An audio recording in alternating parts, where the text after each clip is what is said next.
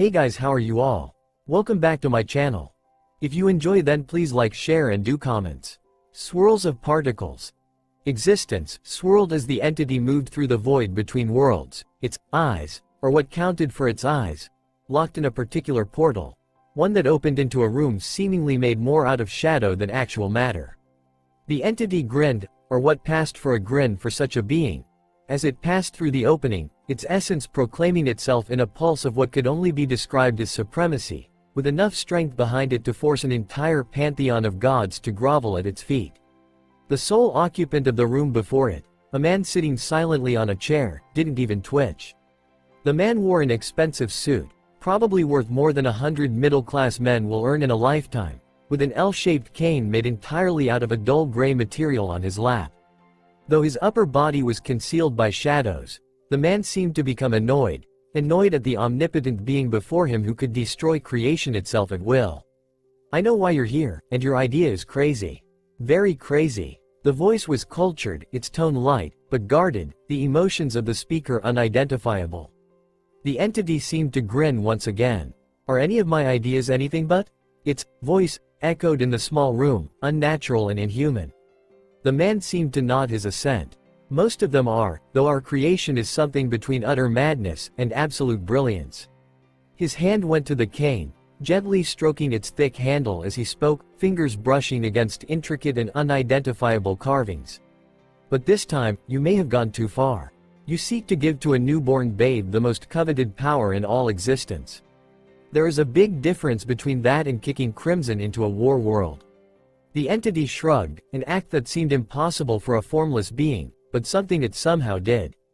"As interesting as your cousin is, even he gets boring after the 12 billionth time. And I have never tried experimenting with your kin before." Red appeared in the darkness, rising as the man, nay, boy, for he seemed barely out of his teens, stood, walking into the sparse lighting. His face was pale, very pale, with features that betrayed no nationality and could only be described as human, but strikingly handsome, with medium-length hair that hung just over his eyes. His eyes. They were red, twin orbs of red that gleamed with knowledge and a certainty in that knowledge that was simply unnatural. Up to now, he had had his eyes closed. His cane clacked on the floor as he spoke. "And with good reason. My line is above all others because of that power. Giving it to an untested child is a disaster waiting to happen. A disaster, I may add, that may very well affect you too." Another shrug. "I know. That's why I'm only giving him a watered-down version of your gift."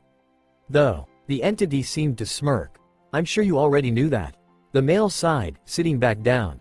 Yes, I did. Still, such power in the hands of a child, and one that isn't, and won't be, made to handle such, even if you will limit it only to his realities." He frowned. "Speaking of realities, are you sure your choice is wise? His life as an ignored pariah is bad enough, but you chose a universe where every day he is but a few steps from death's door. Unless he manages to change the timeline with your blessing, he will not be much different from what he was fated to be if you hadn't interfered." The entity laughed, moving wildly around the room, its form shifting like the wind as it did so. "That is the point of it all. Your family's power is considered the greatest among all, and what better way to test its greatness by giving it an impossible test? The child will be given power beyond all, and he must survive, nay, thrive in a hostile world that seeks to destroy him." The being slowed, the stormy movement abating, though its grin remained. "A world, I may add, that is so much more than most of its usual incarnations." The cane tapped the floor as the man frowned. "What do you mean?" His eyes widened, and he blinked several times before he regained his composure. He shook his head in disbelief. "The boy's world is a sleeping dragon, and you seek to awake it as you give him the power." The entity's eyes glowed in approval. "Exactly." The boy sighed as everything clicked into place, before he stared at the entity once more, red eyes narrowing into slits. "While all that makes sense, you appearing to me, however, does not. Why would the most powerful being of all want to tell lowly me his plan, unless I myself am a part of said plan?" The glow got brighter as it nodded. Sighing, the male flipped the cane, holding the other end and letting the entity grasp the handle. Its formless mass spread, touching his fingertips and enveloping his entire hand, before slowly receding completely from both of them. It studied the hand that it had used on the boy, grinning at it. giving a lopsided salute to the male before disappearing into the deep recesses of a void portal. Alone once more, the boy sighed heavily in what almost seemed to be pity. He looked up, though only shadows were visible. Naruto Uzumaki Namikaze. You have your work cut out for you, kid, a lot of work. The Sandame sighed as the Anbu reported the unrest in the village after the public proclamation of the Kyuubi being sealed inside Naruto. It was a stupid decision, one he had started regretting nearly right after he said it, for the villagers had immediately erupted into a mob when they heard the news, screaming for his death. Not even the clear sight of armed ninjas could stop them as a few actually rushed to the child with knives in an attempt to stab it to death. When they finished, he dismissed them, noticing the subtle glances of hatred they sent the boy on the crib along the way. It seems even the ninjas loathed him. What am I to do with you, boy? He said to himself as he stared at the sleeping boy. The world shook, the ground quaking from an unknown force, and Hiruzen nearly fell to the ground. He surely did though, when shockwaves of a force that could only be described as other rumbled across the entire land. And disaster struck as landslides occurred. Tsunamis started forming, volcanoes erupted, and other calamities were created from the sudden shockwave. Immediately, when the shaking and shockwaves stopped, the Hokage ran outside, undressing into his shinobi clothes and rushing to the gathered shinobi. The entity from before rose out of the ground. Smiling, it moved to the baby, leaning above it, tilting its head several times in curiosity before tapping the child on the head. Something sunk into the forehead of the baby, but Naruto seemed unaffected by this. The smile widened. It snapped its fingers, despite not having a hand, causing an L-shaped cane exactly like the one it had grasped earlier to appear. A gesture from it sent it shooting outside, passing through anyone and anything until it reached a designated location. The baby frowned, then suddenly flinched, before going still. The being blinked, before shaking off its worry when it studied the baby once more. It could only imagine what was happening inside the mind of the child with the power it had given it. Laughing, it sunk into the ground, reveling in the knowledge of the awakened beings that he knew would be blinking the sleep out of their eyes right now, likely to cause more than an undue amount of damage on the world as the shinobi knew it. Well, my part is over. Let's see what you're going to do now, Naruto. Those were its last words as it disappeared completely, which disappeared without a trace, and all was peaceful in the office. In the mind of Naruto, however, all was not peaceful. The mind of baby, even a baby with a demon sealed inside him, was a blank slate, open to outside influence to be molded into what it will become in the future, so it wasn't the sewer that it was destined to become in the future. And just as only the body of a baby could adapt to house a demon of Kyuubi's magnitude, so too, could only the mind of a baby adapt to contain the knowledge of this magnitude that was being wired into his brain. For knowledge was the power that the entity had given him. But it was more than just an encyclopedia of knowledge that was being put in him, more than a country's, more than a world's, more than a universe's. This was the knowledge of everything concerning the universes of Naruto, and more besides, and it was being put inside his brain. Right now, Naruto knew so much he thought he was God, but he suddenly knew he was not. He knew every language that had ever been used in the multiverse of Naruto. He knew who his father was, who his mother was, that Kyuubi was sealed inside of him, that Madara had caused the attack that had killed his father and caused the sealing. He knew of Orochimaru, and how he would defect. He knew of Nagato, who, even now, was training his powers for the time he would kill Hanzo of the Salamander in revenge for Yahiko's death. Heck, he even knew every movement they would make in the fight. This was not normal for a child, he knew, for he knew too, the thoughts of every child ever born in the multiverse of Naruto, and it was little more than the instinct to scream whenever it didn't have all it wanted. He knew so much, answers appearing to so many questions that a scientist might make, and many more of philosophers. So many that it hurt. Then, his mind adapted, and the universe-wide river of knowledge that was forcing itself into his mind ceased its pressure. If he was to describe what had happened, he would say that the river of information had been turned into a lake that was connected to his mind by a controlled valve. All that knowledge remained at his reach, and all he had to do was reach out for it, and because of the valve, the pressure could be controlled. He wondered about the question of life, of why and how was he given this power, but the answers were surprisingly not there. Nor did he know what he was destined or supposed to be doing in this life, despite having the knowledge on his many other alternate universe selves. And so he wondered what to do with this knowledge, until he started applying it, learning about his universe, and searching the close past for what had happened, for he surmised that this knowledge must have been received by him barely an hour before. What he saw surprised him. The shockwave that had terrified the shinobi of the land was not made to destroy, but to awaken. He saw great dragons stretching in their massive caverns, creatures of the night screeching, howling, growling, their awakening, monsters of the depths once again stalking the seven seas, hastily replacing predators that had thought themselves supreme, ancient races rising from their slumber and thriving once more.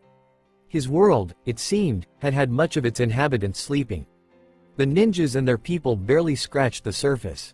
He also saw the entity that had given him the power, and when he thought to know what its thoughts were, he received instead a shock to his head, and he saw it smile mischievously at him, wagging a finger at him like he was an impertinent child. He scowled mentally. He was a child, but he wasn't impertinent. Through his vast knowledge though, he made an accurate guess of what he knew. He knew everything, or at least, he had the capability to know everything there was to know about the multiverse of Naruto, from the very steps a man will take, to the future up to the end of each world. If it had one. Therefore, the entity that gave him this knowledge was not of this world. Literally. Knowing that the answer to its identity was inaccessible to him, he gave up on that, instead focusing on himself now. He knew of his future if he didn't have all this knowledge, and it was a bleak one. This universe had a more savage people of Konoha than others, and the child that he was to grow up into was a mentally scarred boy who could trust no one but himself. He made a small thought, a random wondering about what would happen if he used his newfound knowledge to his advantage to avoid the betrayals, attacks, and wrong actions that would one way or another cause a traumatic experience. He blinked when the question was answered, and he smiled at the implications. He didn't know what he should do, but he knew what would happen if he did something different. Therefore, through mental trial and error, he could find the perfect choice to take. He laughed then, for this was a grand solution to a life fraught with peril, who faced treachery at every turn, and whose few friends were destined to die horribly from vindication. Despite this, however, he was reluctant to make use of it, for everything had a price, and what kind of price must it be for the power to know pretty much everything? You really are an idiot, aren't you? Oh, very well, I'll give you a freebie, just this once. He blinked as the answer came to him. Nothing. Whoever had given him this knowledge had given it to him with no strings attached, and the only thing he had to worry about, that was related to the gift of knowledge, was powerful beings of the Narutoverse intent on taking his knowledge for their own. That is, if they even knew about it in the first place. He smiled. Life was looking good. 12 years later, if you were to ask a citizen of Konoha about Naruto Uzumaki, your answer would typically be, fish cake? Who the hell is that? It was a far cry from the typical responses in other universes, where it was nigh always answered with extravagance of either good or, most of the time, malevolent emotions. This Naruto, wise to the true nature of the villagers, and privy to their thoughts, had avoided every confrontation, every attack, and every carefully planned betrayal. Due to this lack of contact, pretty much none of the villagers knew him. Sure, they knew the stories about him, but they didn't even know what he looked like, and the ninjas that hated him and would normally spread the word of his location to everyone couldn't spread the word if there was no word to spread. With Naruto knowing their every plan and thought, they could not catch him. Even more, the shinobi's constant reference of him as the demon brat, child, the Kyuubi brat, child, and lack of name made those the actual form of identification of the people. Naruto laughed at them from the safety of his home. It was utterly stupid. They expected him to come out looking like the wild stories that people had spread about him, and to actually say that he was Chu's preferred reference to their face. And so, it was with great pleasure that Naruto finally walked in the open, after so many years of carefully hiding, biding his time. Although his whisker marks were covered by makeup, he stood out, and it didn't take long for people to notice him, for he wore an expensive suit, hand-woven, and he grasped tightly in his hand the handle of the cane that the entity had left for him inside the left nostril of the Yondaimi's face. Despite this, Naruto, for the first time, walked around Konoha without needing to move through the dark alleyways for cover. Looking around him, seeing the happy and peaceful expressions on the villagers, Naruto almost believed they were a kind people. A quick question to himself made him remember the malice that was locked inside their hearts, eager to leap out and torture an innocent child. Glancing at a group of staring villagers, he smiled at them and nodded his head. They blushed in embarrassment and moved on. He chuckled, and it didn't take long before people stopped staring. After all, Stranger Ninja came here every day. His cane tapping the ground as he walked, the 5-foot-tall blonde, for he was not malnourished this time, arrived at the academy, eyes carefully studying the graduates. Cerulean eyes narrowed as he saw Mizuki, the traitorous Chunin, convince an idiot failure of the test. He scoffed, turning around and heading for the location where he knew Mizuki would stop to catch his breath after killing the dolt. Mizuki panted as he stopped to catch his breath. He scowled. Stupid idiot, he couldn't even steal the forbidden scroll right. He just had to have the Anbu tailing him, didn't he? A voice spoke up suddenly. You know, considering how important the scroll is, I think you are the idiot, thinking an academy failure can steal such an important object from under the nose of an Anbu squad. The voice chuckled. Then again, if it were me, I'd put at least 4 teams on guard, not 1. So I guess you're all idiots. The Chunin turned towards the source of the voice, frowning as he studied the blue-eyed blonde with the cane and weird clothes. It was the blonde's turn to frown. My clothes aren't weird, you just lack fashion sense. Mizuki stared at him. What, did he just read his mind? The blonde's lips curved into a smile. Yes. The traitor turned, intending to run, but instead he fell, the scroll of sealing falling off his back to thump against a nearby tree. It took him a second to discover that he hadn't tripped, that his legs had been severed at the thighs. It took another second for the pain to kick in. He screamed, loudly. Naruto frowned as he approached the legless Chunin.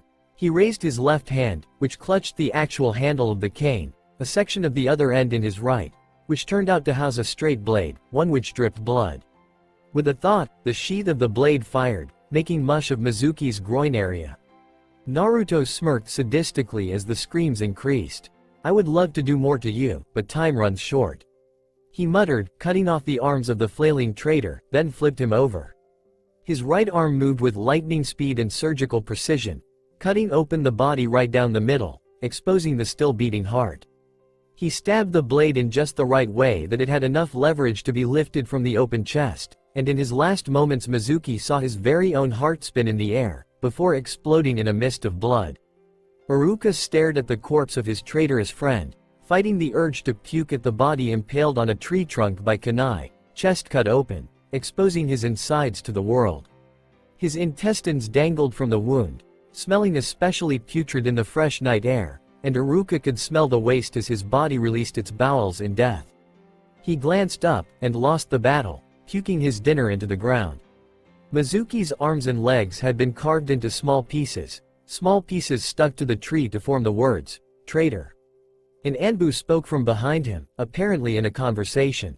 The medics say those bits over there are pieces of his heart. Well, that explains why he didn't have one.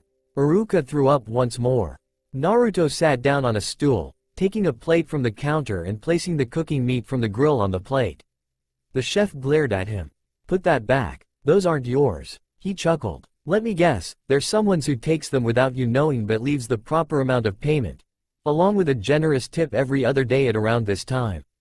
The next day he would leave the plate he used last time along with the payment, and it goes on and on and on.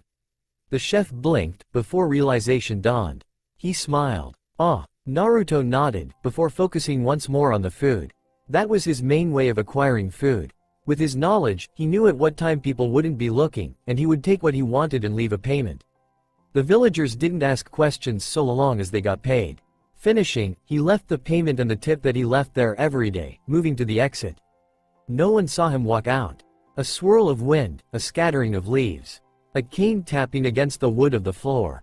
Then a voice. Hello, old man. Sarutobi Hiruzen looked up, his gruff expression, born of hours of paperwork, changing into a smile as he looked upon Naruto. The blonde smiled, holding his arms out wide, and the two embraced. Once greetings were over, they both sat down, and the Sandame pushed the paperwork to the edges of the desk. They could wait. The Jinchuriki's gaze wandered around the room. I don't know what to say. Everything looks the same as last time. He glanced at the stacks of paperwork. Except maybe the paperwork. The aged ninja glared at said paperwork. Tell me about it. They seem to multiply every time I look another way. Naruto picked up a random stack, skimming through the contents. He frowned. Annoying. Almost half of these are from those senile fools. Approving them would just give them more power. Therefore, you cannot entrust it to anyone else but yourself, for even though singularly, they have little effect. A few thousand of these over the years would take a serious chunk out of your authority. However, dealing with all this takes up a big part of your time. He put the stack back on the desk. You're in quite a bind. The Hokage sighed. If only there was a solution to this problem. Indeed there is. Tell me, why have you never thought of using Kage Bunshin, Shadow Clone? While normal clones wouldn't have the mind to figure out which ones to approve, a Kage Bunshin does. The Hokage stared, before rapidly creating 3 clones and ordering them to do the paperwork, much to the chagrin of the clones. However, they obeyed, and the Sarutobi danced around the office in glee. Times are changing. He stopped, staring at Naruto's stern expression. The events that have been set into motion on the day of my birth are about to come into fruition. Naruto closed his eyes, his expression wistful, as if remembering a past memory. A moment later, it shifted into a steely gaze. The shadow of war approaches Konoha and its inhabitants, but that will not compare to the revelations that will sprout later on. You have to get ready, old man. To be plain, you're out of practice, and that will prove fatal in the coming years. The aged ninja frowned. What do you mean? Do you remember the ninja that returned from a training session in the Forest of Death saying that his team had been killed by a demon? The Sandame sat on a chair. Yes, I sent an Anbu squad, but they couldn't find any proof at all. The guy wasn't lying. Eyes widened, and Naruto noted the muffled chokes of the Anbu. It really was a demon. Well, fiend. Chlorofiend if you want to be specific. Noting his confused expression, he clarified. Plant monster. Any damage to the surroundings can quickly be covered up by the damn thing, and since it looks so ancient, any damage you see would seem to be from ages ago. He put a hand to his chin. Hard to kill too, especially in a forest. Water makes it stronger, swamping it in earth does nil. It'll just grow from the new land, and it would just piece itself back together if you cut it up. You have to burn the damn thing to ashes. Every last bit. The Jinchuriki waved down the Hokage's sudden decision to send an attack force to the forest. Didn't you listen? It's impossible to kill in a forest. It'll lodge itself in the trees, so unless you're going to burn the entire place down, don't even bother. Not to mention the problem of finding fire strong enough to burn it in the first place. Besides, it won't be a problem. Chlorofiend's just like their space. Sure, they hunt anything that's in their vicinity, but that's it. The real problem comes when the other demons start waking up and popping out of gateways. Hiruzen didn't know what to say. There were more coming? Naruto chuckled. Don't worry about it. Like I said, it won't bother anything outside of its vicinity, so the Chunin exams will still work and no one will get hurt as long as they stay away from it. Worry about the immediate problem, not the future ones. Go get yourself back into shape, and get ready for a cage-level battle in a few months' time. He smiled. Well, I guess that's all I had to say. He rose, a shunshin already forming. Tell Yakumo I said hi. With that said, he disappeared, leaving a stressed-out Hokage wishing God would stop throwing all this shit at him, and would later decide to go to his private training grounds to blow off some steam on some innocent training dummies. Wrinkled eyelids opened as something clacked against the wooden floor, and wearily, the old man sat up straight, brown eyes staring into Naruto Uzumaki's azure orbs. You're done. It was a statement. The aged man's eyes narrowed. He licked his lips before nodding. Somehow, the kid always knew when something was up or had happened. He had stopped questioning it after the 30th time. Follow me. They entered a room dimly lit by a hanging bulb. He pulled off the cloth covering the bulges on the table. Even in the dim light, his creations shone luminously, like the full moon, and he couldn't help but smile. They're beautiful. The boy's words made the grin widen.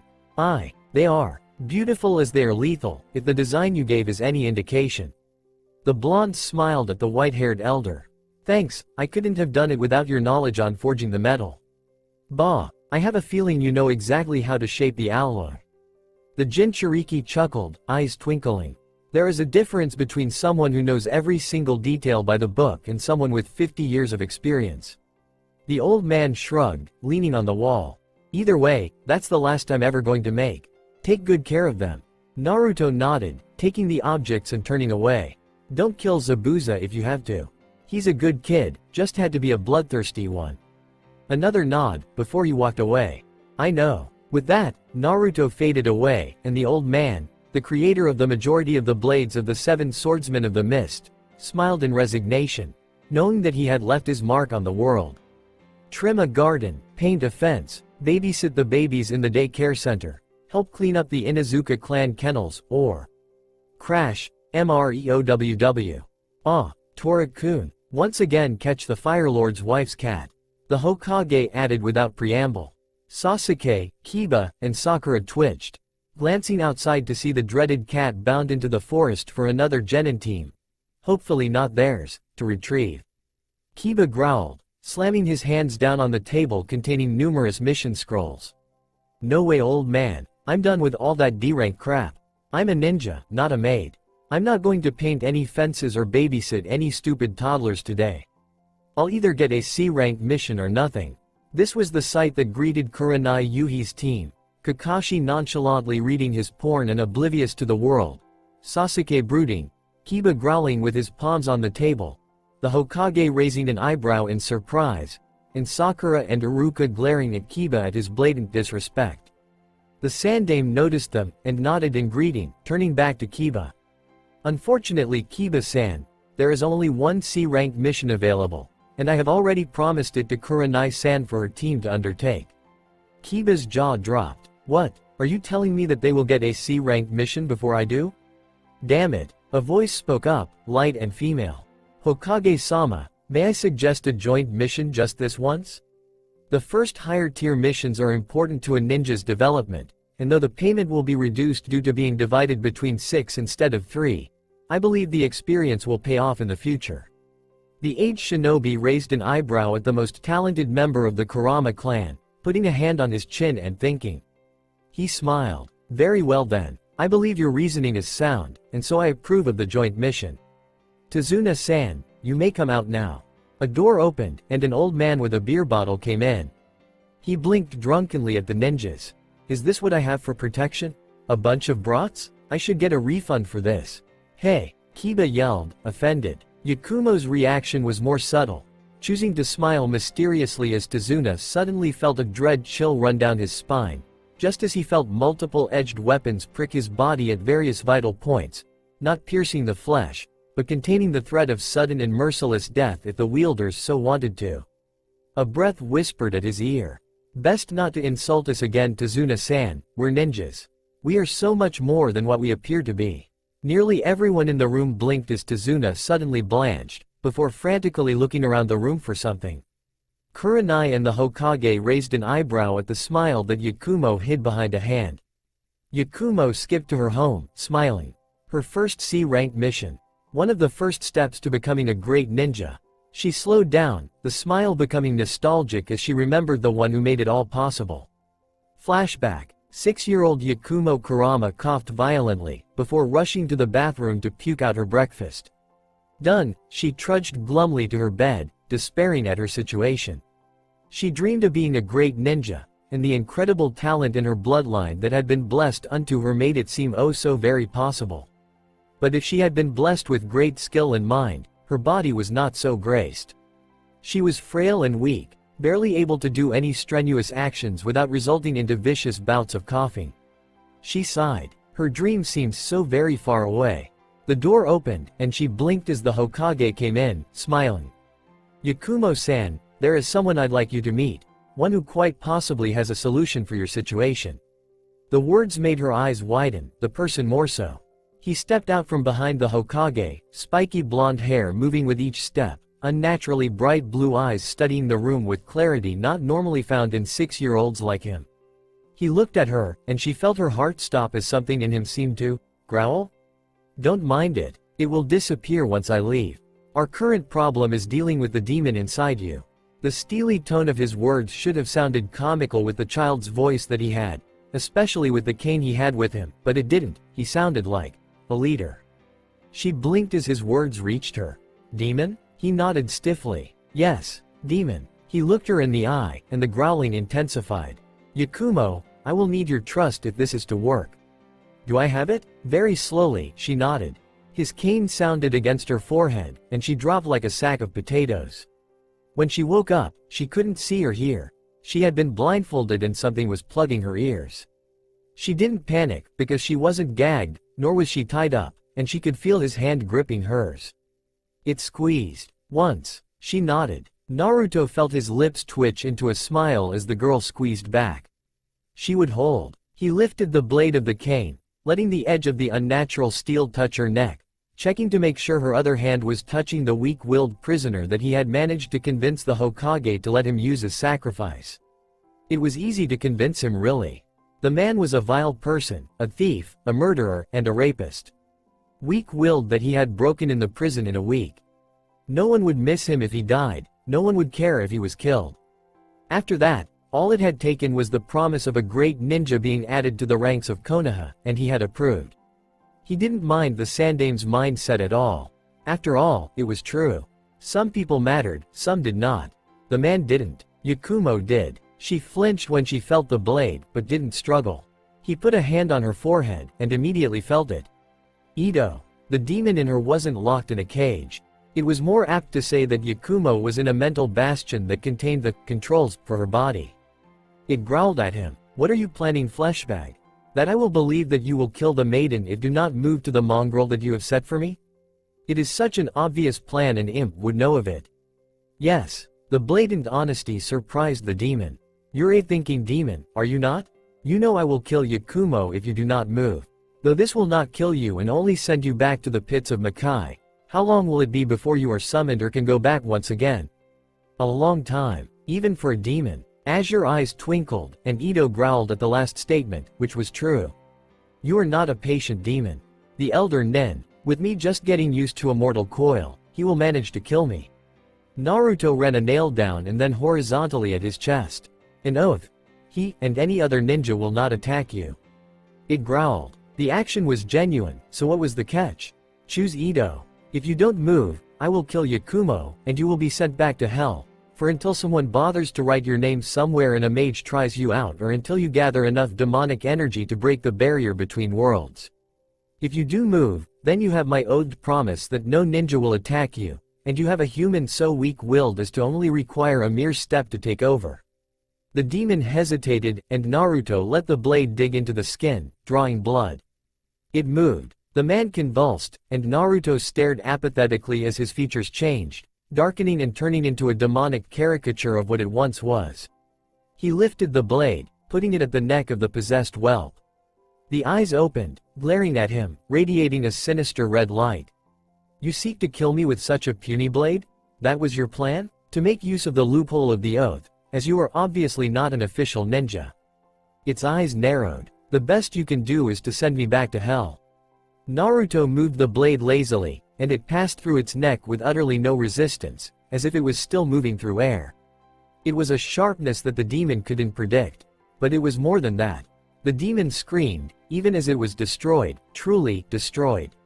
The blade was unnatural. It was a destroyer. A destroyer. Naruto scoffed. You're just sore because I have a blade that actually does what it's supposed to do.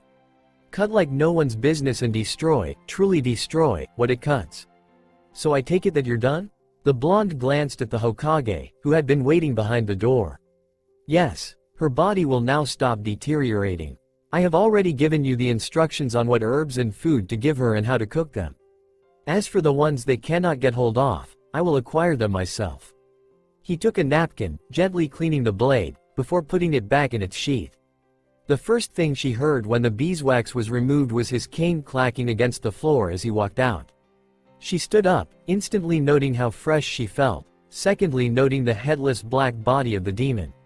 However, her attention was most focused on her savior. Wait. He stopped, before turning to face her slowly. Yes? She blushed. Thanks, for everything. He nodded. She gulped. Before you leave, can I ask for your name? Just so that I have something to remember you by. He turned on his feet, and she thought he wouldn't answer. Naruto. She blinked, but by then, he was gone. She ran out and peered at the corridors. He wasn't there. She smiled. She tried out the name. Naruto. She liked how it sounded. End flashback. Kumo-chan. Hello? Are you daydreaming again? She blinked, before looking up to her worried mother's face. Oh, Mom, don't worry. I was just reminiscing about something. She smiled. Ah, about what? Yakumo blushed. About the one who cured me. The smile widened. Naruto seems like a good kid, even if he was only mentioned by the Hokage, but with what he did for you, I really wish I had given him a thank you gift. Though what we could possibly give to repay him is something I don't know. She shrugged. Anyway, you said you'll be getting your C-rank mission today. How about I help you pack? Imposter. The word rang out as Yakumo turned the corner, and she walked in just in time to see Kakashi's team. Well, two of them. Sakura was a wimp, tried to kill their teacher. She sighed. Idiots, all of them. A few minutes later, after settling the misunderstanding, they had finally started on the journey, and Yakumo could barely keep in the groan of disappointment at how boring it was. Kiba had no such qualms, complaining every 10 minutes of the journey with various phrases like a little child, the most common of which was, "Are we there yet?" Due to the mind-numbing effects of the journey, the two-chain gauntlet-wielding mist nin that suddenly rose out of a puddle, which, now that she thought of it, should have been an easily recognized sign.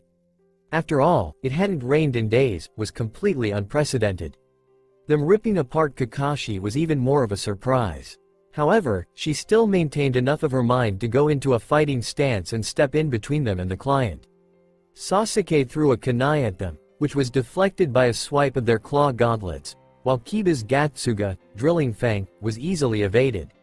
Shino and Hinata reacted, stepping forward to engage the threat, Shino sending out his horde of Kikai bugs to battle. Kurenai frowned, before making a seal to deal with the two Chunin. She needn't have, as Yakumo smiled, even as she closed her eyes in the middle of battle. And Hands of Earth snapped out to grasp the two mist nin's hands, preventing them from casting seals, while they sunk into the earth itself. They tried to jump, but the ground wouldn't let them go, and it continued until they were up to their necks in it.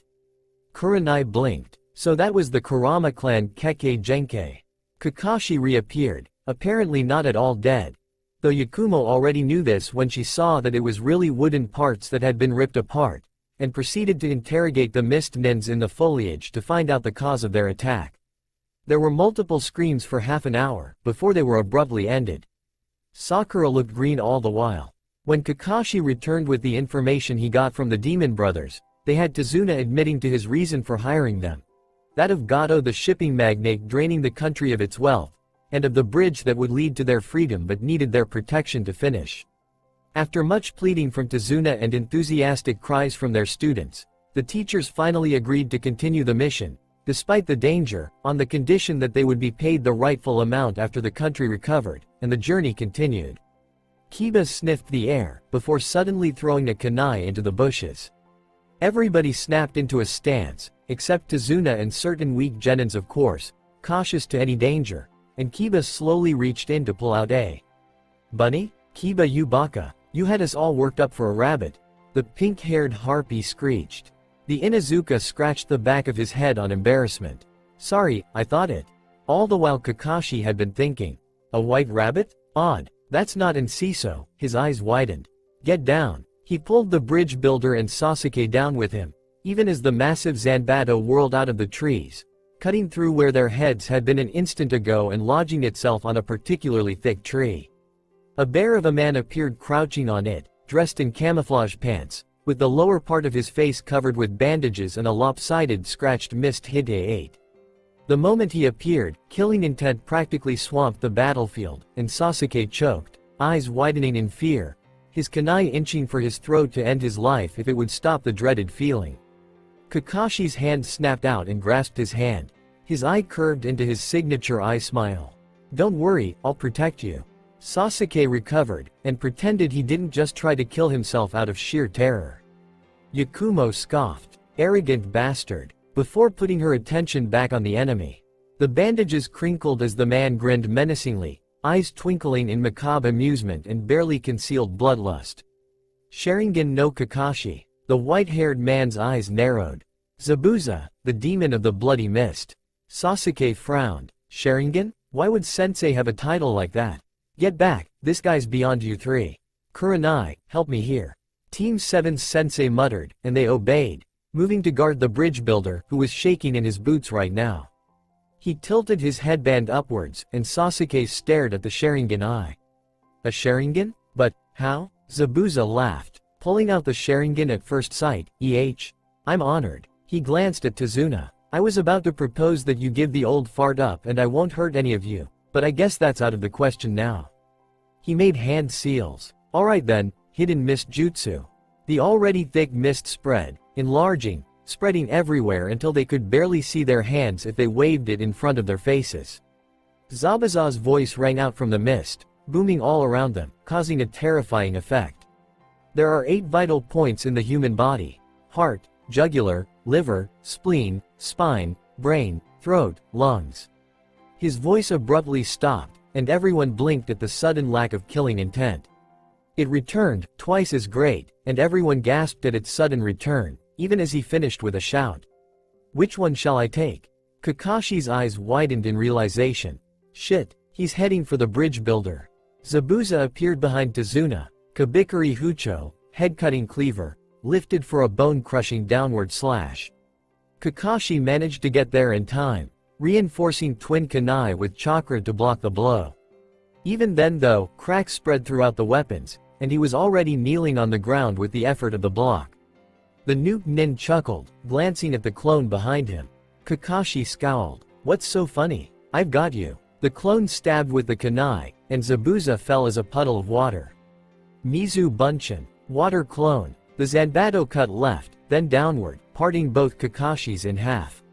Zabuza wasn't surprised to see that they were both clones, and he struck behind him, sending Kakashi hopping backwards, sporting a minor cut. The swordsman grinned maniacally, hefting the sword on his shoulder, muttering, "That all you got?" before rushing forward. The two became streaks as they struck at each other, and every now and then, blood would fly. Kurenai frowned. Though she was loath to admit it, she wasn't all that good compared to these two. Sure, she was Junin like them, but she was a newly instated one, not war veterans like them. She faded into the trees. But she would be damned if she didn't do anything. Zabuza landed on a branch, out of sight for now, smiling.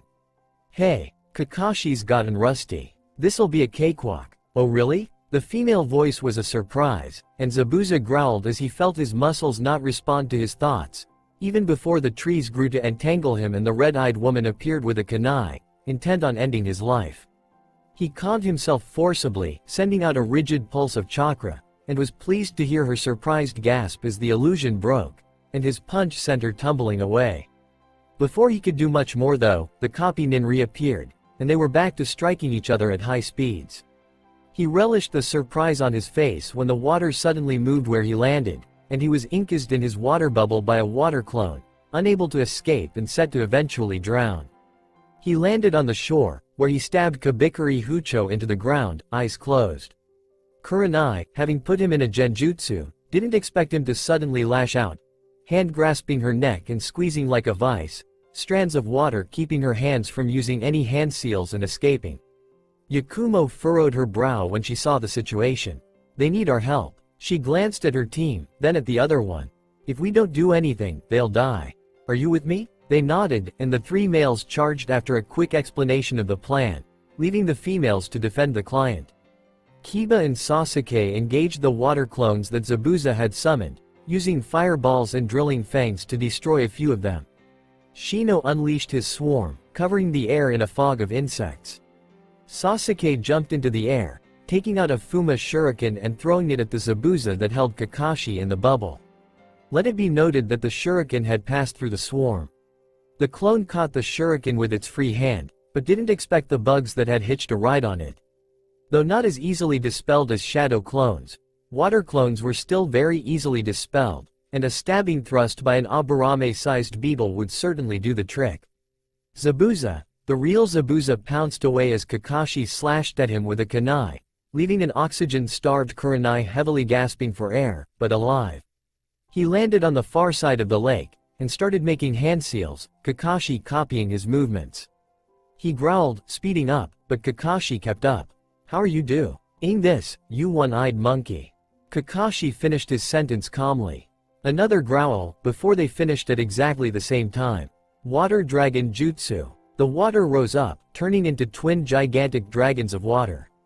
They roared, then crashed into each other, biting, whipping, roaring, and being all around wild, until the jutsu dissipated. Kakashi was already casting another jutsu, but Zabuza had disappeared, and when Kakashi glanced at where he had been a moment ago, he didn't expect a hand to pull him under from the water. His eyes widened when he saw that it was just another clone that pulled him down, and the real Zabuza had just finished the jutsu. He just did it underwater. The lake erupted into a maelstrom, raging into a tidal wave that crashed into the forest, with Kakashi smack dab in the middle of it. Trees were uprooted and land was torn asunder as the wave pierced nearly a mile into the forest. Zabuza appeared in front of the battered Konoha nin, breathing heavily. He had noticed during the casting of the water dragon that Kakashi was faster at making hand seals than he was, having started a second or two after he did and finished at the same time. That much of a difference would prove fatal if they started at the same time with the jutsu he just used, so he decided to surprise him, sinking into the water and continuing the hand seals while a water clone disrupted his casting. He himself had been slightly beat up, being underwater while all the water had been pulled forward and churned into a raging force, but it was worth it to beat him. However, he was currently nearly out of chakra, so he had to finish this quick. A mini tornado of claws came out of the forest, and he barely dodged Kiba and Akamaru's joint attack. He spun, and Kiba and his companion were thrown back, a line of red on their chests from the sword. Suddenly, bugs swarmed around him, draining his already meager reserves. This had the dual effect of blocking his sight and letting Hinata get several Jukin strikes into his arms and legs. He fell, glaring at them as he lay limply on the ground. Taken down by a bunch of kids. Disgraceful. Yakumo stepped out of the foliage, a sketchbook in her hands. She finished whatever she was sketching, and turned it around for everyone to see. A guillotine. The air above Zabuza shimmered, and hints of steel appeared. Senbon whistled through the air, before slamming into his neck. His eyes widened, before he became completely limp. Yakumo frowned as a kimono-wearing girl with a mask leapt from a tree. Thank you for weakening him. I have been tracking him for months now, and finally, I have him. The Kurama stepped between her and the corpse. Who are you? Kurenai put a hand on the girl's shoulder, shaking her head. Leave it, Yakumo. She's a hunter nin. This is her job. The hunter nin nodded, picking up the body before disappearing in a shunshin. Kiba growled. Aw man, she stole our kill. Kurenai sighed. Regardless, we're weakened right now, and she's no doubt at least Junin level. Hunter nins are protective of their kills. She would have fought tooth and nail for the right to his body. Kiba blinked. That kid was Junin level? The Junin nodded. Yes, you shouldn't be surprised. There are always prodigies in the world that, though as young as you, is stronger than your sensei. Now, let's go help Kakashi. After half an hour of effort, they were back on track, the members of Team 7 moving their sensei on a stretcher, every now and then shifting roles to regain their strength. Along the way, Kurenai went up to Yakumo. Good work back then. If it wasn't for your plans, we wouldn't have taken down Zabuza. Yakumo smiled. It was near the end of the journey when Kurenai suddenly stopped, eyes wide. I just realized something. Hunter nins are supposed to dispose of the body where they find it, and skilled practitioners can imitate death by piercing certain points on the body. She scowled. I believe we've been duped, and that Hunter nin just then is currently nursing Zabuza back to health. Zabuza was alive? Yakumo had only one thing to say. Well crap. A medium-sized ferryboat crunched lightly against the docks, and the meager passengers, just a few dozen, trudged out wearily. All save one. Naruto strode calmly down the gangplank, cane clacking against the wood, raising his head to gaze at wave country. He glanced to the left, where Tezuna's bridge was in clear sight, almost finished. He smiled at it, giving it a nod of approval, before walking into the village. Vendors almost instantly started shouting for him to buy their goods the moment they saw his strange, but doubtlessly expensive, clothes. He ignored them all, walking into an alleyway filled with beggars. He turned to the right, and a pair of chatting prostitutes immediately went into position, bodies seemingly relaxed and giving the best view of their body, their back arched to make their breasts as noticeable as possible. He glanced at them, stopped, then walked towards them. They smiled. One, a brown-eyed brunette, the other, a similarly eyed black-haired woman. Sisters. The brunette was the elder. He stopped, and the two blinked as he started speaking. You wish for a day when you need not sell your body to earn a living, for a land where your sister will find peace, and for man who will love you. He tapped the watch on his right hand, and handed the suitcase that appeared to the elder. Go to water country, follow your instincts, and you will find the land and the day you wish for. Maybe not love, but hope, and fate just might give that too. Shakily, she took the suitcase, opening it slightly. She slammed it closed with a snap. Her eyes misted. Why? His lips curved oh so slightly into a smile. Reasons I cannot say. Now go, pack your belongings, and leave at sunrise. The two bowed before him, saying, thank you, before running off. He stared after them, until they were swallowed up by the mist. They would reach water country without incident, and would settle down in a relatively peaceful little village. There, the elder would find a talent in sewing, stitching, embroidery, and all kinds of clothwork. Meanwhile, the younger would find in herself a tinker, and the two would live in relative comfort with the incomes they would earn, with the world throwing very few problems at them throughout their lives. He turned, eyes hardening at the mercenaries that Gato had hired to keep the townspeople in line that had arrived. A bald, fat, giant of a man spoke. Was a lot of money you gave to those whores. I was thinking of going after them, but I figured you have a lot more where those came from. Now fish 'em up, before I make you hurt. Naruto glanced sideways. They had formed a circle around him, all 24 of them. He spoke. I gave that money to them for two reasons. One, out of a random urge for mercy, and second, so that I would meet you group of humanity's detritus. No one noticed it, but the cane which he had been holding just a moment ago had disappeared. He smiled, the action revealing sharper than normal canines. Though I know the styles to the letter, as they say, nothing can replace actual experience, and I cannot find any better use for you scum than as living training dummies. Twin silver something snapped into his grip, and he made a stabbing motion, even though none was in his range.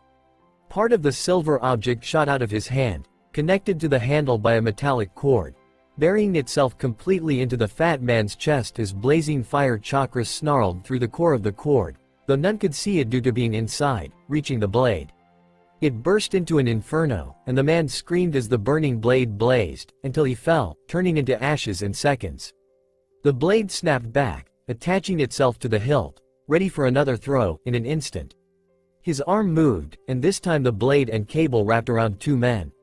He sent wind chakra funneling through the weapon, and raised an eyebrow as the two were shredded into little itty-bitty pieces by the cutting chakra. He glanced sideways, noting the ones running away already. He stomped on the ground, and two earth walls sealed the alleyway. In their surprise, he struck, and three found themselves without heads. Realizing their situation, fight or die, they drew their weapons, and charged. And died. Naruto cut open the stomach of the last one, sidestepping to avoid the spray of blood. The man fell, screaming and crying. He stabbed his cranium. Pulling out the blade, he studied them once more. They were beautiful pieces, made out of metals that were the same color as pure silver, with 8-inch handles and 12-inch serrated blades, which could extend for up 100 meters, thanks to a masterwork of sealing a lot of the metallic cord. Speaking of the metal thread, each cable was actually two pieces.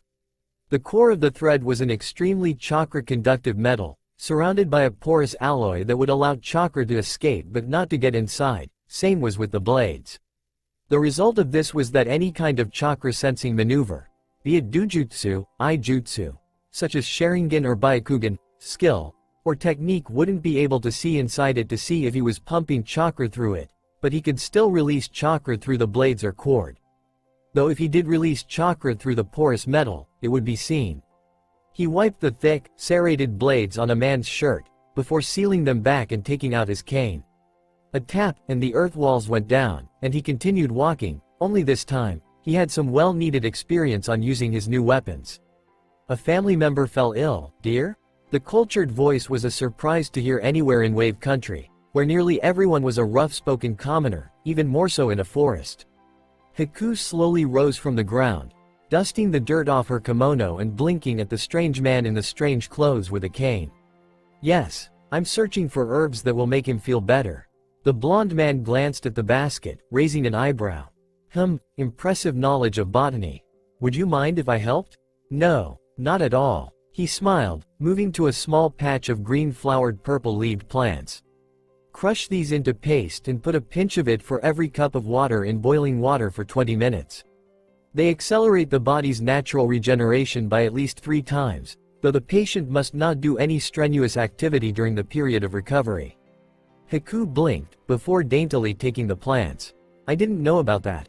Thank you. The man smiled. You're welcome. Anything else? Haku looked at her basket. There are several more. The blonde pulled up his sleeves, exposing muscled forearms, leaving his cane on the ground. Well, let's get to work. Haku stared for a few seconds at his arms, before shaking herself out of her reverie and giving him directions, in which where he went to work immediately. She narrowed her eyes at his clothes, then at the cane on the ground, before searching for the herbs herself. What are you? The question seemed to surprise him, and he blinked, momentarily looking at her. A wanderer, was his answer. You don't seem like one. He chuckled at her response, the sound feeling much like a fresh breeze during summer. It's the clothes, isn't it? I look too much like an aristocrat trying to set a new trend, and everyone knows how nobles are. He pulled several plants from the earth, walking back to place them in the basket. I'm not a noble, and these clothes are more travel-worthy than you think. Haku nodded. He grinned. What about you? What are you? She blinked. Didn't expect that question. Simply a daughter caring for her father. He shrugged. Fair enough, shinobi. None can fake devotion good enough to fool me. She moved, and in the span of an instant, several senbon were poised at his throat. How? He blinked at the needles, then at her. He raised an eyebrow. He laughed. Shinobi have a distinct walk. They move like a hunter stalking its prey. He looked back down at the senbon. That, and you had a pack of senbon in your sleeve. If you were a civilian, what use would you have for that here? They're obviously for fighting, and only shinobi, sans certain special people, can effectively use senbon in battle.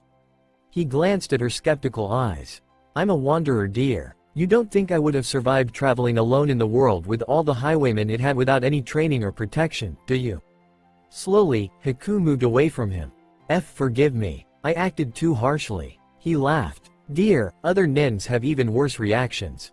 You're a ninja. I cannot blame you for your reflexive responses. She blushed. I'm not a ninja, yet. The blonde smiled. Ah, still at the academy, or home trained. At her answer, the grin grew wider, and he nodded in approval. Damn good job he did. You're better than any genin I know. The instinctive walk is proof enough. He leaned on a tree. Any chance your father got injured in a battle and these herbs are for him? She nodded. A stiff nod. Very well. Give him my best wishes.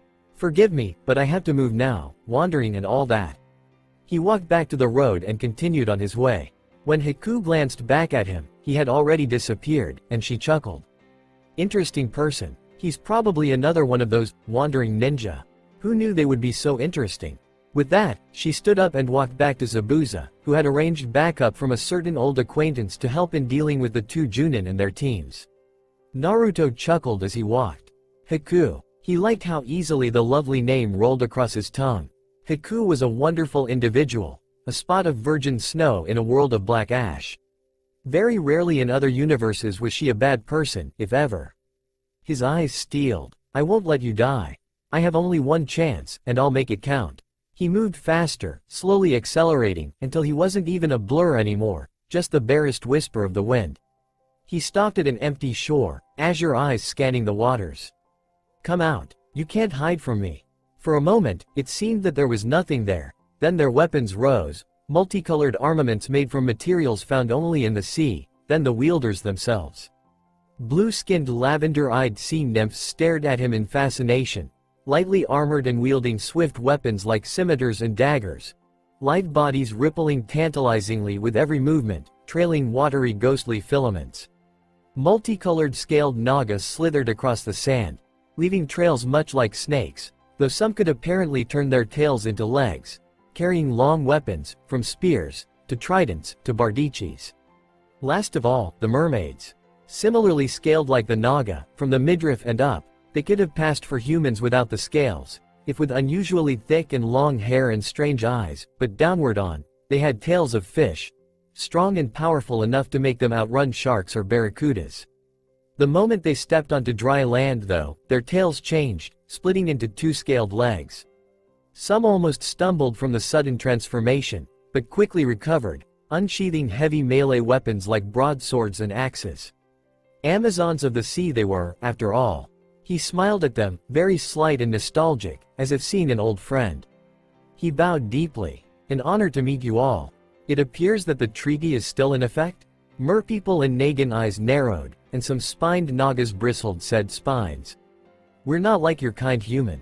We honor our agreements. The voice all but thundered across the shore, and Naruto looked up to the largest of the Naga, 25 feet long from tail tip to head, with pale green scales and deep red eyes and hair. A female, magnificently so, if the large breasts visible even with the heavy breastplate was any indication. If she were to turn her tail into legs, then she would be fully 7 feet tall. When we make contracts with someone, we damn well keep it.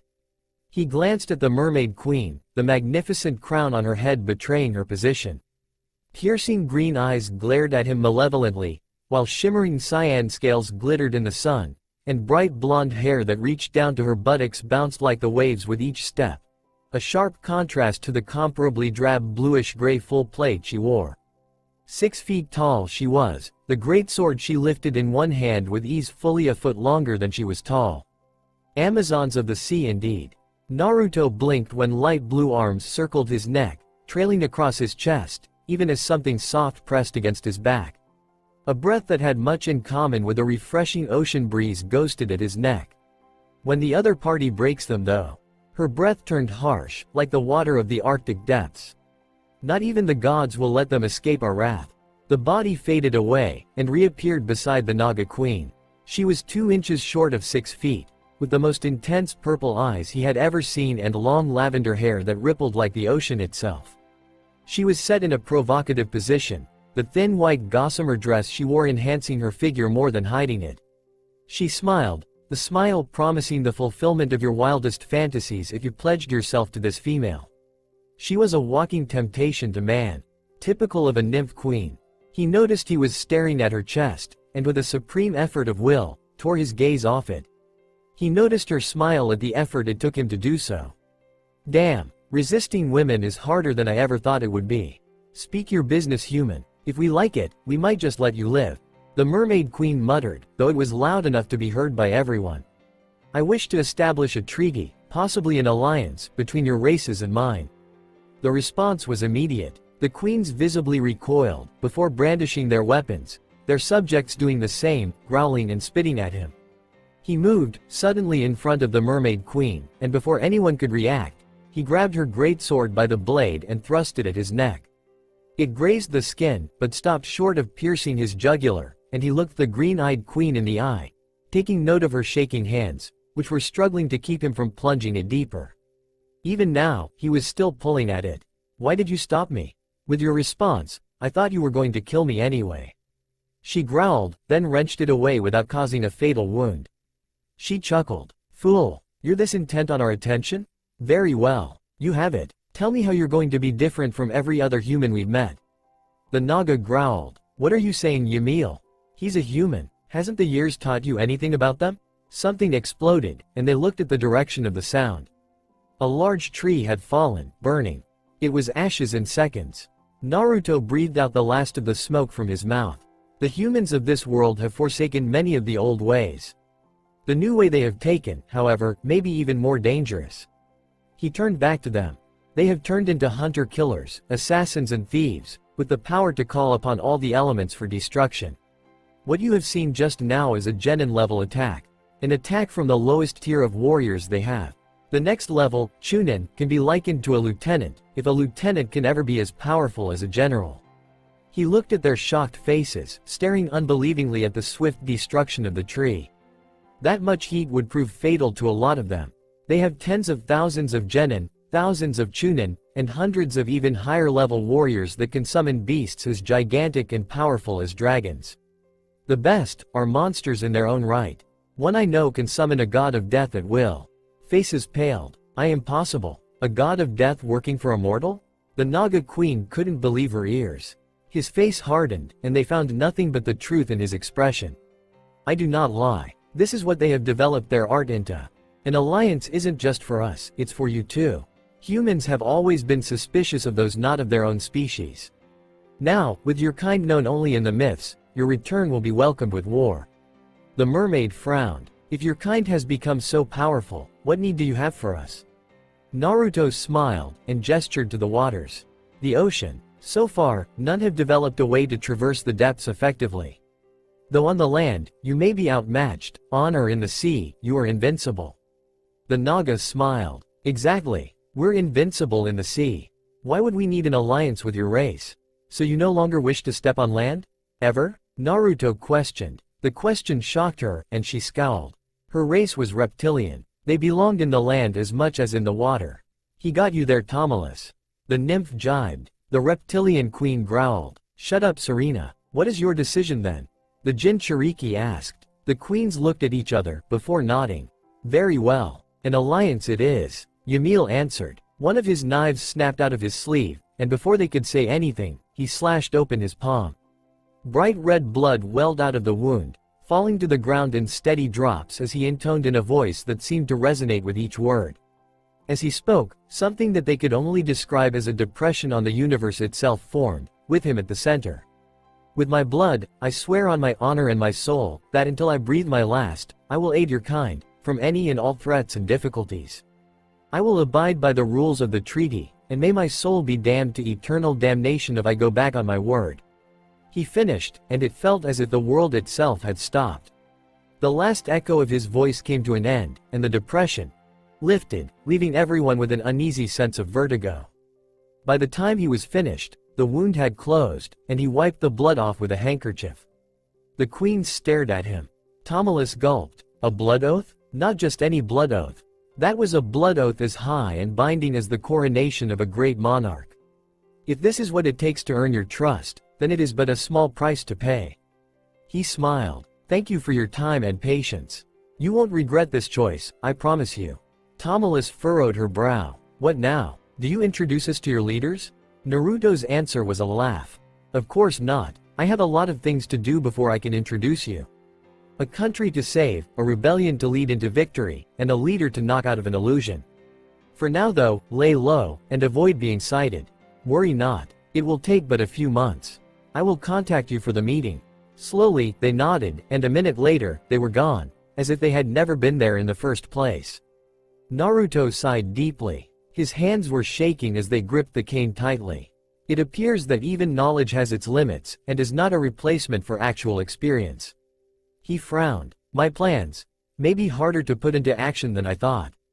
For Yakumo, the expected 1 week of recovery time for Zabuza passed away quickly. They spent the week either training for the battle, or guarding Tazuna. They took day-to-day turns, and entering the bridge at the end of the week, each of them were fully rested and ready for battle. A good thing too, for Zabuza had recovered, if the dead workers were any clue. The fact that only a few had died and mostly everyone had managed to run away wasn't much comfort for Tazuna. Honest men had still died. The mist spread around them, and someone laughed. "Zabuza, ready for another battle, Kakashi?" The copy nin revealed his Sharingan eye. "I won't fall for your tricks again, Zabuza." Another laugh. "You're just angry you lost Hitaki. I'll win again, and this time, your brats will be too busy to interfere." Raiga, Haku. Eyes widened as an even wilder laugh sounded, and a strange man wielding twin swords with curving protrusions on them rushed at them, electricity lancing across his body. He attacked Kurenai, forcing her away from the group. Teen Kurenai raced after their sensei, but the hunter nin appeared, and a rain of senbon prevented Yakumo from going after her. By the time she looked back, they were too far gone. The Kurama growled. "You'll pay for that." The masked nin silently prepared a senbon, even as Sasuke and Kiba surrounded her in a semicircle. Kurenai scowled as she fought Raiga, who was apparently one of the 7 swordsmen of the mist, and who was apparently far gone enough to talk to the bag on his back. Crazy as he was though, he was still good, though noticeably not as good as Zabuza, as she could go toe-to-toe against him for a little bit. However, he was still good enough to make her students liabilities instead of an advantage, especially with how he could kill Shino's bugs with ease, using his swords like oversized bug zappers, and Hinata being unable to get close to him and use her Jukin because of said swords. The female Junin leapt at him, breathing out a fireball before taking out twin kunai, attempting to make use of the opening she spotted. Raiga proceeded to spin, creating a small whirlwind of lightning that cancelled out the fireball and nearly ripping her apart if she hadn't dodged. A lot of Shino's insects weren't so lucky, and Raiga capitalized on this fact, attacking the Aburame. Kurenai cast a genjutsu, one that would make him think that Shino and Hinata would be moving differently, so that the genins could escape. It worked, and she charged, having added a twist that would make him think she was doing something else. Instead, he turned, smiling maniacally, electricity crackling across his blade as it headed for her. Darn it, why is it that all these mist swordsmen seem to be so good at figuring out illusions? She thought, backpedaling. It grazed her stomach, but even that was enough, as she yelled out in pain, crashing to the ground as the electricity coursed through her body, numbing her muscles and preventing her from moving beyond useless twitches. Raiga laughed, studying her. Nice. You'll make a fine burial Konoha nen. I think not. Raiga jumped, and just in time too, for something silver slammed into the space he had been on a second ago. The moment it touched the ground, the earth exploded, spikes of earth suddenly jutting out of the ground like some demented earthen porcupine. The silver object was connected to some kind of cable, and it snapped back to its owner. By now, Kurenai had regained enough of her motor functions to move her neck, and she blinked at the sight of the strangely dressed man and the magnificent twin knives he held in his hands. He smiled at her, and he was suddenly in front of her. One of the blades disappeared, and he pulled her up from the ground, letting her lean on his frame when she almost stumbled. "Are you all right, milady?" he asked politely, as if she was some kind of princess who tripped in a dance and not a kunoichi in a deadly battle. She blushed. "Why, yes." The smile widened. "Good." And then, the knife was back in his hand as he faced Raiga. Raiga Kurisuke, former member of the Seven Swordsmen of the Mist, and wielder of the Lightning Fangs. He twirled the large knives with his fingers. "By any chance have you gotten over your obsession with burials?" "Nope." The man sighed. "A pity." The blade shot out from the handle, and Raiga barely dodged it. The blonde swung the extended blade, and Raiga managed to keep it wrapped around his sword instead of himself, right before lightning lanced through the knife. He swore, dropping the blade, and a clone of the man, she could still see the original him, appeared behind Raiga, cutting off the bag at his back and grabbing at something inside. Kurenai blinked. No, not something. Someone. The clone held a small purple-haired boy, one who was obviously terrified at being held by an unfamiliar enemy. The clone jumped away, and Raiga swore once more, glancing at his discarded sword. The original man smiled, before turning into smoke, and Raiga grabbed the now not wrapped in chains lightning fang, running after the kidnapper. Yakumo gasped in pain, nearly falling to the ground as several more senbon dug into her body. She tucked into a roll, ending up crouched and breathing heavily. She glared at the hunter nin, who had enacted the strange ice mirrors a while ago and now seemed invincible. She glanced at her teammates. Kiba had tried drilling through, and had managed some success before he became the priority target. He was now unconscious, looking much like a pincushion. Sasuke, having achieved the Sharingan in the moment of crisis, still wasn't having any success. The guy was just too fast. "Give up. You know you're no match for me, and you're both out of chakra, especially with the stunt you pulled a while ago." Yakumo scowled. She and Sasuke had almost managed to escape, with her using her powerful reality-affecting illusions to break several of the mirrors, Sasuke covering her during her casting. The chakra cost was huge, but would have been worth it if their enemy hadn't ceased using the technique and simply created another one around them. Now, they were too low on chakra to attempt another breakout. A mirror shattered, and the foreign object that did so continued on, stabbing through a mirror at the other end, before a blurry figure leapt in through the breach, landing silently on the ground. The foreign object, a blade connected to a line, snapped back onto the guard, and the weapon seemingly disappeared. The man casually brushed his clothes, as if removing dirt, and only then did he look at them. He smiled, a calm, guarded smile that terrified more than assured. "Hello. I do hope I'm not interrupting anything." The hunter nin seemed shocked. "Why you?" He nodded his head. "Yes, me. A pleasure to meet you again, dear. Even if it isn't an amour." He looked around him. Passive, circumstance. He shook his head. "Unfortunately, I'm not here for pleasantries." He faced the hunter nin. "Forgive me, dear, but I have a country to save, and you're in the way." The knives appeared in his hands, and he released the blades, spinning around wildly, and the long-reaching fire chakra-endowed weapons crushed through the frozen mirrors with ease, destroying them far too fast for Haku to replace them, and she abandoned the jutsu, jumping away from the sudden interloper. The blonde snapped the blades back to their hilts, smiling pleasantly all the while. Any other tricks, dear? Just one. The water around him moved, encasing him a sphere much like what Zabuza had used on Kakashi before freezing. The masked nin fell down on her knees, breathing heavily. Well, that was unexpected. Her eyes widened, and she looked up, seeing the empty prison, before she felt something collide with her cranium, and she fell into darkness. Naruto picked up the unconscious Haku, a frown marring his features. It feels as if I'm stabbing a puppy, and then throwing it into a pit full of rabid rats. Forgive me, dear, but this has to be done. Why, you saved us. Yakumo's voice interrupted him from his thoughts, and he glanced at her, seeing her weary visage and the Uchiha behind her who looked ready to burst into an apoplectic fit for being saved. He smiled tiredly. All part of the plan, Yakumo-chan. He moved, fading into the thick mist before any of them could follow or question him. He ran, moving without breaking stride despite the thick mist, reliant on memory, and he stopped at a designated position. Two shadow clones appeared beside him, and he closed his eyes, breathing deeply. They shot open, and he breathed out a powerful gale, even as the clone beside him was suddenly replaced with the clone that had Rinmara in its arms, courtesy of a quick kawarimi between clones. The wind continued, howling across the bridge, not powerful enough to throw large things into the air, but definitely powerful enough to blast the mist away, which was exactly why he had used it in the first place. Zabuza blinked, before his eyes widened in realization at the figure in the strange man's arms. Haku. Naruto passed the unconscious ice user to the other clone, crossing his arms lazily across his chest. Hello, Zabuza. His gaze shifted to the right, where Raiga was growling heatedly at him, the lightning fangs vibrating with pent-up energy. You too, Raiga. Electricity crackled across the blades, and the man let out an inhuman snarl of outrage. Let him go, boy, and I might just give you a quick death. The clones pulled out their knives, letting them rest comfortably at their hostages' throats. Naruto wagged a finger at the two mist swordsmen. Behave, you two, you don't want them to die on you now, do you? The two growled, but didn't attack. Kakashi looked between the three, confused at the sudden interruption of his battle.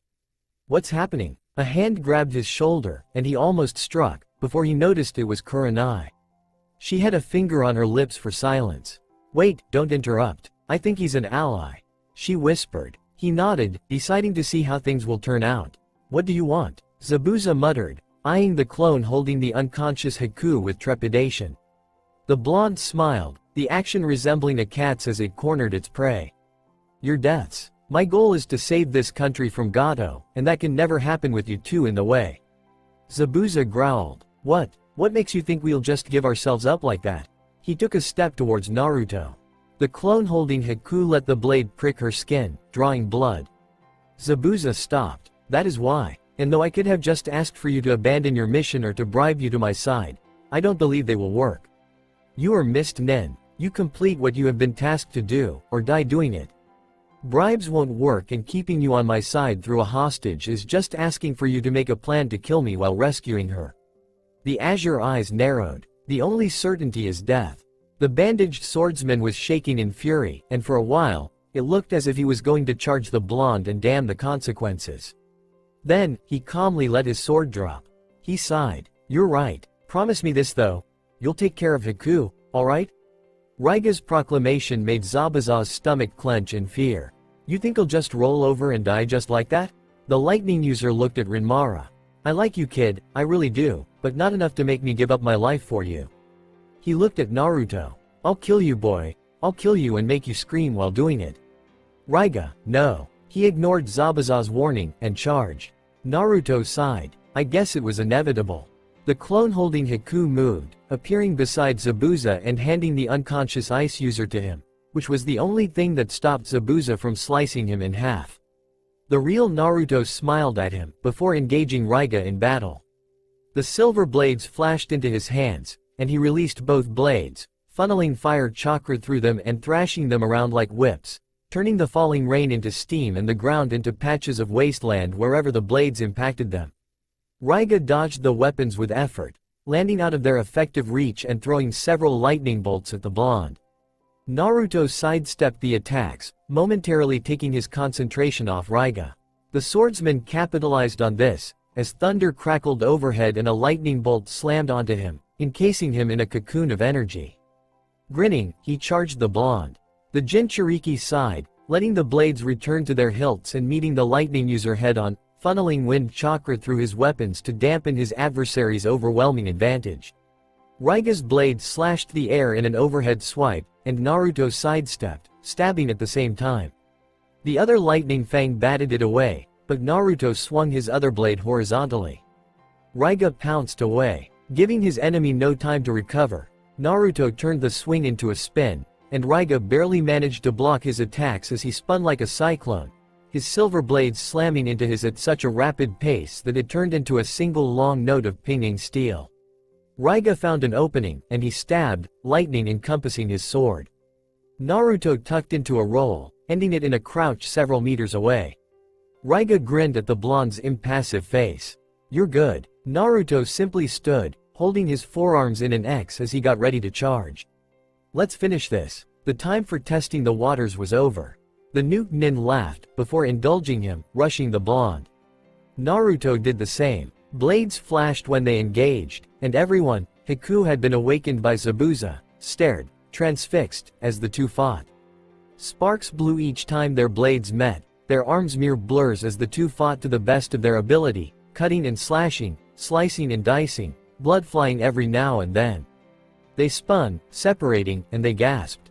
Naruto was pristine, not a single hair out of place, and if it wasn't for the blood on his blades, he wouldn't have looked any different. Raiga, however, was full of cuts, blood welling from each one. As opposed to his earlier confident and bloodthirsty grin, he was scowling, and everyone could see his hands shaking. From fear or exhaustion, none knew. How? He stuttered, staring at the blonde, putting his blades up in a defensive cross, absolutely shocked at the sudden rise on skill. Or was it that he was merely toying with him a while ago?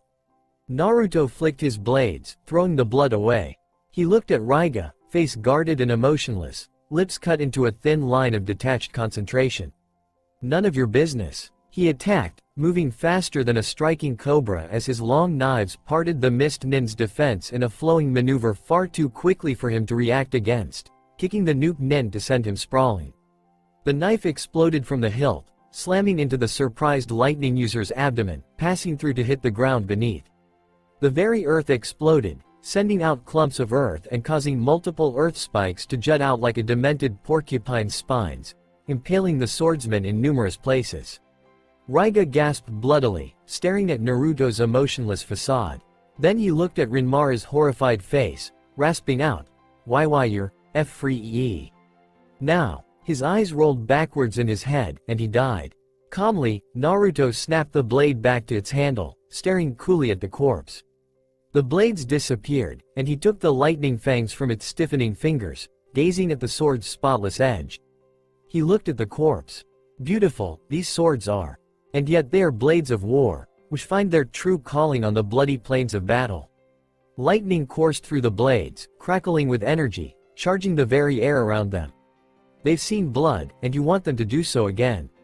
The lightning ceased, and he tucked the swords in an X at the back of his waist. Naruto turned back to everyone. "Well, now that that's done, where were we again before I was interrupted?" Zabuza struck, cutting apart the clone beside him with Kabikari Hucho, before settling himself into a stance, staring defiantly at Naruto. Whoever this guy was, he had completely outmatched Raiga in battle, and someone like that was not someone to mess with. The blonde raised an eyebrow at him, before chuckling. "Oh, of course. We left off at a rather ominous point, didn't we?" He disappeared, appearing in front of him just out of reach of the Zanbato. He raised his hands in a gesture of harmlessness. "As of now, whether you believe it or not, I mean you no harm."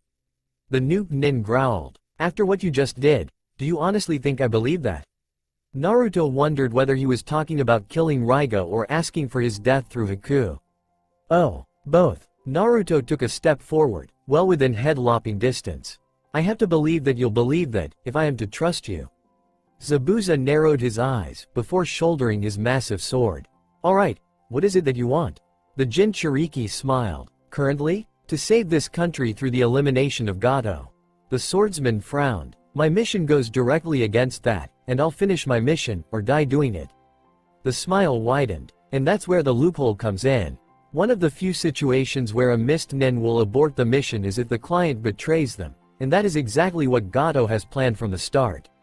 Eyes widened. What do you mean? So this is what the great demon of the mist truly is?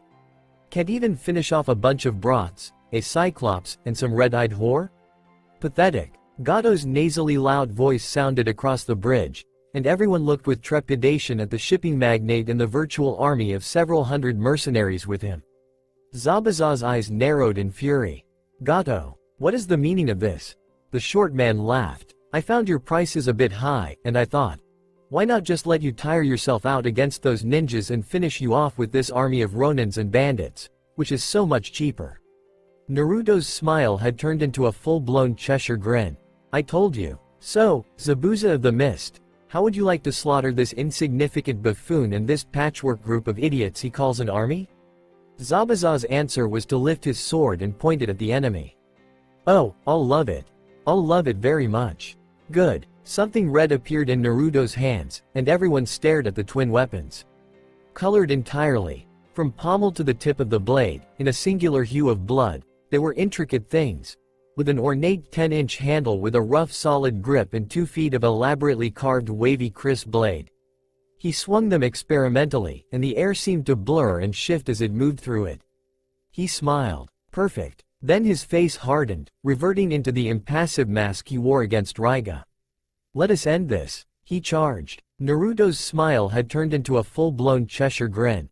I told you. So, Zabuza of the Mist, how would you like to slaughter this insignificant buffoon and this patchwork group of idiots he calls an army? Zabuza's answer was to lift his sword and point it at the enemy.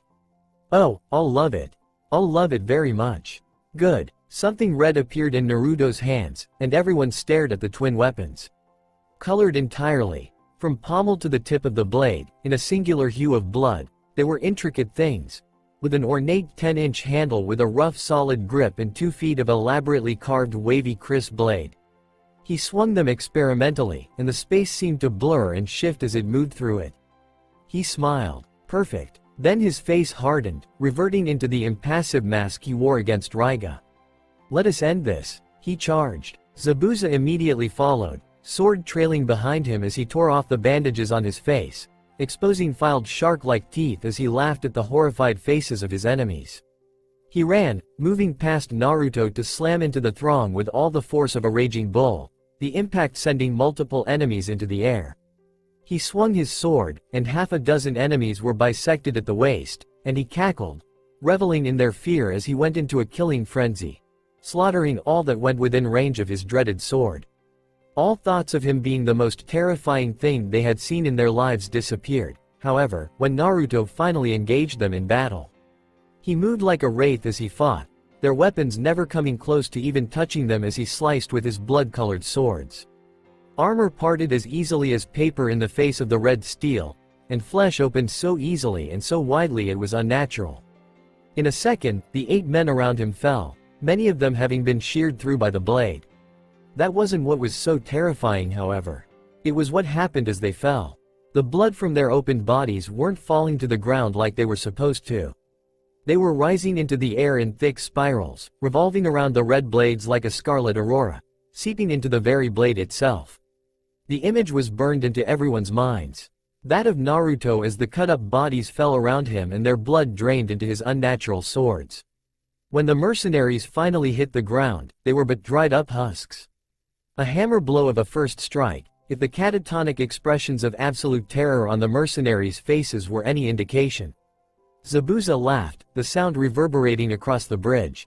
Damn boy, you're just full of surprises, aren't y'all? A shrug, before the blonde leapt, landing smack dab in the middle of the army. A wolf surrounded by sheep would be an accurate analogy. He struck, his blade stabbing cleanly through a ronin's thick breastplate, right up to the hilt. He moved the quickly drying up corpse, using it as a literal meat shield to block the barrage of arrows from a ragtag group of archers. Done, he kicked it off the blade, slicing a bandit in half with the other, before going into a wild spin, decapitating the men around him. A group of 8 filthy Ronin rushed in to fill the gap, all of them wearing full battle armor and weapons, if a bit rusted and pitted. He didn't give them time to react, slamming into one of them with all the force of a pouncing tiger, a blade buried deep into his heart. He spun, tearing out the lodged sword and cutting one at the waist in one swift movement, and blood rushed out from both wounds to circle both blades. The other 6 narrowed their eyes in determination, rushing him, their blades held high. He blocked all their blades with effort, and their eyes widened as their swords either cut themselves in half from the red steel's edge, snapped off, or cut themselves some new grooves. Making use of their surprise, he spun once again, his weapons cutting 2 lines on each of the Ronin's chests, and they gasped as their blood exploded outward, rushing around the red blades. Naruto reversed his grip on one of his blades, stabbing it deep into a bandit sneaking behind him. He twisted, before ripping it out in a shower of blood that never landed even a single drop on his clothes. He turned, staring into the shocked faces of the mercenary army, his own utterly blank. He leapt, and he landed into the thick of them with his arms moving as fast as when he and Raigo went serious, scoring a dozen hits in a second even while still in the air.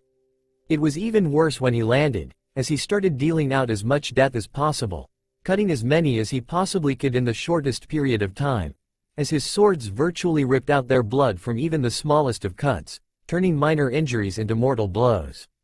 Blood practically exploded around him, copious amounts that covered him in a miasma of red, and yet he didn't stop, wading into battle, his durable shoes crushing the dried-up husks that were all that was left of his victims as he slashed at the enemy, drawing forth gushes of blood as if a dam had been removed.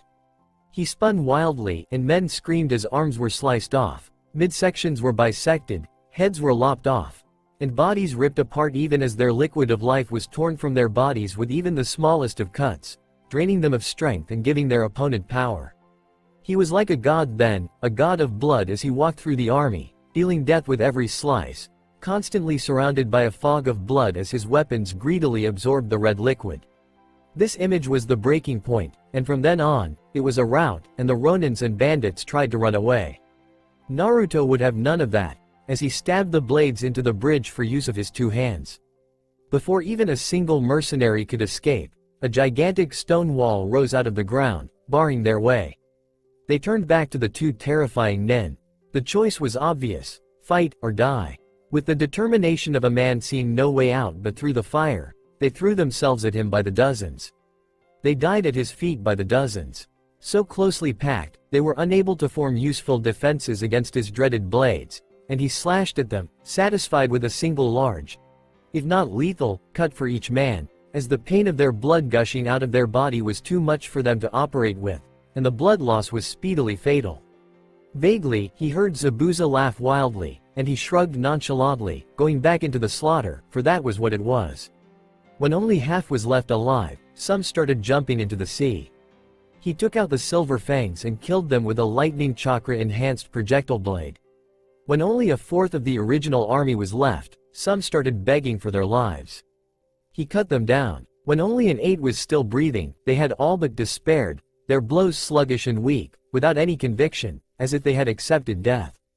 He gave them death. Finally, the red blade stabbed into the last mercenary's heart, and Naruto gazed blankly at his face as it turned into a skull with skin stretched tightly over it, the blood completely drained out of it. He kicked the man off his weapon, dislodging the corpse with a smattering of dust particles. "That's the last one," he muttered, turning and walking to Gato. The shipping magnate was a mess, curled on the ground in a fetal position, crying his eyes out, screaming to the sky for salvation and soiling himself all the while. Naruto frowned in disgust, both at the human and the smell.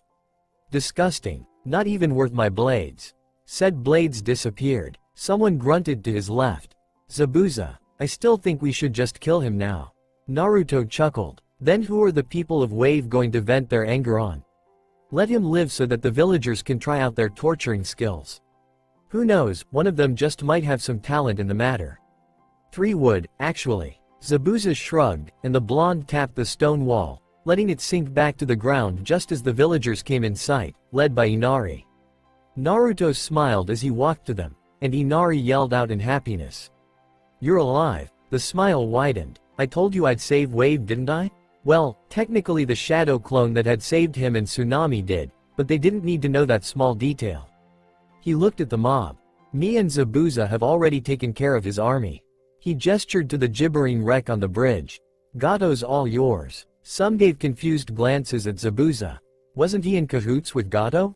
The man shrugged. "He tried to cheat me out of my payment." His answer was accepted, and the people of Wave cheered as they manhandled the short man. Another Naruto leapt out of the woods, pirouetting in the air as he landed. He grinned. Mission accomplished. The real Naruto smiled. Good. The clone poofed into smoke, and he caught the watch before it could hit the ground. He turned to Tazuna. "I've got good news, old man. My clone managed to sneak into Gato's house and take all his money. It's in the Wave treasury now." The old man and several others in hearing range gasped in shock, and tears misted his eyes. All the money Wave had lost, and it was back with them because of him? Kami, bless this man. I don't know how we can repay you. Naruto held up a hand in silence. Don't. Focus on getting your country on its feet. We'll talk about old favors when the time comes. He spun on his feet, walking back to the Konoha. The others had run back, so the two teams were complete. Not any closer. He stopped a few meters short of them at Kakashi's insistence, looking at their guarded stances and horrified expressions. He looked evenly at Sakura, and the green-faced girl paled, shrinking behind her sensei. He snorted. "You think I'm a monster, don't you? Fool. That is what ninjas are supposed to do. To lie, cheat, steal, and kill for money. If you're too weak-hearted to do all that, then choose another profession. Being a shinobi isn't an opportunity to catch the eye of a boy you like." He stared the copy nin in the eye. "And don't patronize me. The Yellow Flash himself killed thousands of men in a single battle, and he was a hero. Why should I be any different? The end result is the same, a lot of corpses. He just looked a lot cooler doing it. Are you a ninja?" His gaze moved to Kurenai. He chuckled. "Oh god, no. I'm merely a wanderer, milady. A wanderer with a mission." He started walking, and the Konoha nin flinched as he put a hand on Kurenai's shoulder, leaning in to whisper. "Take care of Yakumo and Hinata, milady. I'd hate it if something were to happen to them." He continued, and Kurenai blinked, shocked. He walked around them, stepping in front of Rinmara. His expression changed, turning slightly regretful. "Don't hate me for what I did, boy." The purple-haired boy scowled, and tears threatened to flow down his face. "You killed Raiga, the only person that's ever been kind to me. Why shouldn't I hate you?" His face changed into a mask of impassiveness. "Because the alternative would have been worse." "What alternative? You think Raiga would have ruled that village he took over forever?" "No, burying people alive for petty crimes just made them all the more rebellious. They're collecting money, you see, and in a few months or so, Raiga would have had to contend with hired ninja. He's good, but I doubt he can take on 4 Junin." A sigh, and he looked up to the sky, as if remembering a past memory. He continued. "He would have died either way, but at least this way, you're alive. The 4 Junin would have killed you as an accomplice. So I think he liked this result better." Rinmara was livid. "What are you talking about? How would you know about all that, and what do you know about Raiga?" "You don't know him like I do." Naruto huffed. "Indeed. I don't know him like you do, because you don't know him at all. Tell me, what did you expect Raiga to do? To live as he did? Terrifying a bunch of villagers for every wrong word, until he died of old age? No. Whether you like it or not, Raiga was a killer. He would have sought out enemies, and as a fact, he wasn't the best. One day he would have bitten off more than he could chew, and you'd die with him. And that is if the people he had under his thrall didn't send ninja after him." He shrugged. "As for how I knew, well, I make it my job to know things, and trust me, Raiga thinks too lowly of the villagers to think that they'll ever go against him. But if you are so intent on my death that you will not see sense." Naruto threw the lightning fangs at the boy's feet, before raising his arms sideways, leaving his chest open. "Then do it, and let us get this over with." Eyes widened with shock at this proclamation, and Rinmara shook as he slowly lifted one of the swords, eyes wide at the suddenness of the action. Naruto just stared at him evenly. "Do it, if you so dare." With a scream, Rinmara plunged the blade into Naruto's abdomen, and for the first time since they met him, his clothes were dirtied by blood. He choked, blood trailing down his chin. Eyes wide, Rinmara fell down on his butt, shaking heavily. Why you? Didn't dodge it? Naruto smiled grimly, his arms steady despite the pain and bleeding as they grasped the sword, before ripping it out in a shower of blood. He winced. Ow! He spat out some blood. No, I didn't. A chuckle, one that sounded more like a death rattle as the seconds ticked by. Tell me boy, does revenge taste sweet? The purple-haired boy couldn't answer, rattled as he was by Naruto. The blonde laughed, a horrible sound. It doesn't, because it isn't truly revenge. Raiga was a warrior, and he wanted a warrior's death. I gave it to him. A man couldn't ask for more. By striving for my death in revenge of his, you are actually soiling his memory. No, Raiga wouldn't have wanted that. He would have wanted you to do all you can to get more powerful, to thrive in this world of blood that we live in as he did, if not more. One of the red swords appeared in his hands.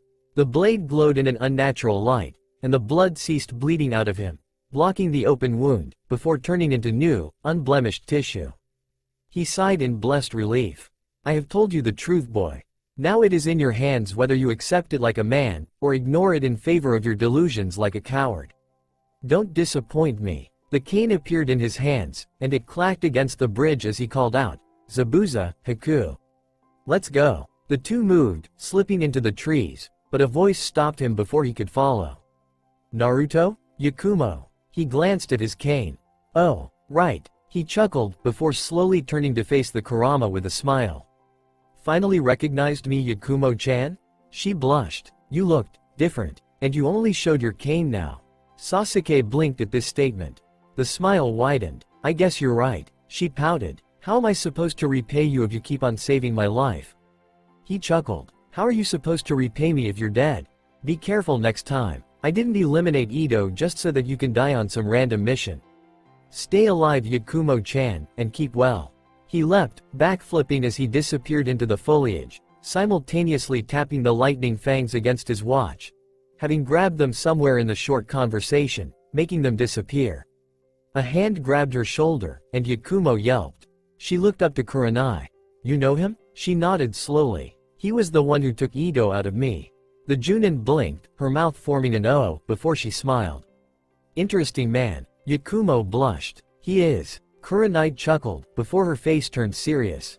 Nonetheless, we'll need to know whatever we can about him. He's much too powerful to be ignored. She walked away. Yakumo frowned as her sensei went to help as much as she could with Tazuna. Naruto. Hinata, however, ignored them in favor of gazing at the flora he had disappeared into in nostalgia. That voice sounded strangely familiar. Meanwhile, Rinmara was in a state of turmoil as his beliefs warred against what Naruto had told him. Am I really soiling your memory by striving for his death, Raiga-sama? The leaves ever so slightly rustled, and the two mist nin turned in mid-jump, landing facing the direction of the sound. Naruto slipped out of the foliage like a wraith, a slight smile on his face, cane clacking against the wood, and with a bloody hole on his shirt. Did you actually think you could pull a fast one on me? Zabuza shrugged. Can't blame me for trying. The blonde laughed. Indeed I can't. The swordsman looked him in the eye. What gives? I thought your goal was to save this country. You've already done that. What use do you have for us too? A chuckle. That was one of my goals. I have many others, and the next one seems to coincide with one of yours. The mist nin's eyes narrowed ever so slightly. Oh really? Naruto's gaze never wavered. Tell me, when you fought Yagura during his coup, did he seem addled? Zabuza frowned. What? A laugh. Oh, so you didn't know? Ah, of course, you never knew the man before his sudden change. The blonde's eyes twinkled in amusement. Yagura, 4th Mizukage. During his early reign, he was one of the kindest leaders to ever grace Mist, especially to the bloodline users. Shinobi education during that time was brutal, but fair. So why the sudden change in personality into a psychopath bent on the annihilation of the bloodline limits and inhumane customs of training? I'll tell you why. Because he's been mind-controlled. Someone has changed a benevolent leader into a genocidal maniac, and I'm going to put a stop to it. He finished. The frown deepened, and the swordsman lowered his sword. So you want to kill him? Naruto chuckled. Nothing that barbaric. It's an extremely complex illusion brought upon by a man that just won't lie down and die. All conventional means of dispelling a genjutsu won't work, not even if you kill the one who casted it in the first place. Fortunately, I have a way that I believe will work. He leaned against the trunk of the tree. You probably don't know this, being on the run and them trying to keep it secret and all. But Kiri is in the midst of a civil war. Bloodline users have banded together to stop the Mizukage from slaughtering them all. Over the years, I have been providing the bloodline users with vital supplies and critical intelligence that has left them relatively unharmed. Unfortunately, there's so few of them in the first place that they're still outnumbered 4 to 1. Thankfully, their numbers are enough for what I have in mind, but the success rate will increase greatly if I have another one of the 7 swordsmen on my side. He moved his arms in a placating gesture. So, will you join me? The man huffed. You won't stop bothering me if I don't, won't you? And I have a feeling you're a darn bitch to kill. Naruto just smiled. Zabuza hefted the sword back to its strap on his back. So, Takiri? The smile widened. Sure, but would you spare a day or two? I have some unfinished business I need to take care of. His answer was a grunt, as the swordsman trudged to a nearby clearing and sat with his back to the trunk of a tree. He was asleep in a few seconds, though Naruto knew he would wake up if someone so much as breathed wrong. How's your head? I hope I didn't hit it too hard. Haku very nearly jumped into the air when he suddenly spoke to her. She breathed deeply, restoring some semblance of order to her jangled nerves before turning around and replying. It's fine. It didn't swell or anything, though it throbs every now and then. She blinked at his expression, which was a facade of seemingly absolute concentration as he gazed at her face. She blushed. Naruto blinked, before understanding. He spun on his feet. Good, that's good to hear. He leaned against a tree, eyes closed. Haku stared at the 2 warriors, before shrugging and sitting against a tree. It was well past midnight, in the hours before any hints of the sun would show itself, that Naruto came back to wave. He could see unconscious villagers everywhere, having drunk themselves to oblivion during the celebration of their freedom. A smile tugged against his lips at their happy expressions. He shook it off, accelerating, slowing down when Tazuna's house came in sight. He faded into the shadows, and Rinmara didn't notice him. The purple-haired boy was sitting on the porch, looking at the moonlit sky, as if seeking answers. Have you made your choice? Naruto's voice really did make the boy jump into the air, ready for a battle, until he saw him. The aggression faded from him as water does in a leaking container. Naruto. The blonde smiled ever so slightly. Well, I've made my choice. No one was in the wrong when Raiga died. It was a battle, and he was bound to face someone stronger than him and die. He chuckled. I guess that man was you, wasn't it? A shrug was his answer. Anyway, I know what I want now. I want to be stronger, I want to be more powerful. I want to be a ninja. A ninja that will make him proud. Naruto frowned, glancing at the house. You seek to go to Konoha? A nod. The Jinchuriki sighed. That's not a good idea. Why? Simple, you have a bloodline limit. One that can counter the Hyugases, and quite possibly the Uchihas. Even more, you're the only one of your kind. They won't let a valuable commodity like you go and die on some mission. No, they'll keep you in and make you breed more of your ilk, and only then will you possibly be allowed to risk your life, that is, if the Hyuga doesn't have you assassinated before then. Trust me, I've seen it happen. Rinmara crossed his arms. Then what do you propose? Naruto put a hand to his chin, as if thinking. Well, you can always go with me. I'm aiming to stop the war in Kiri right now, and I'm sure you'll like to try out the same regimes that Raiga took, in the same village no less. The boy laughed. Saving a country? Stopping a war? Do you always aim this big? Nope. Sometimes I settle for crushing a small army. They both laughed, and Rinmara let himself be transported via Shunshin.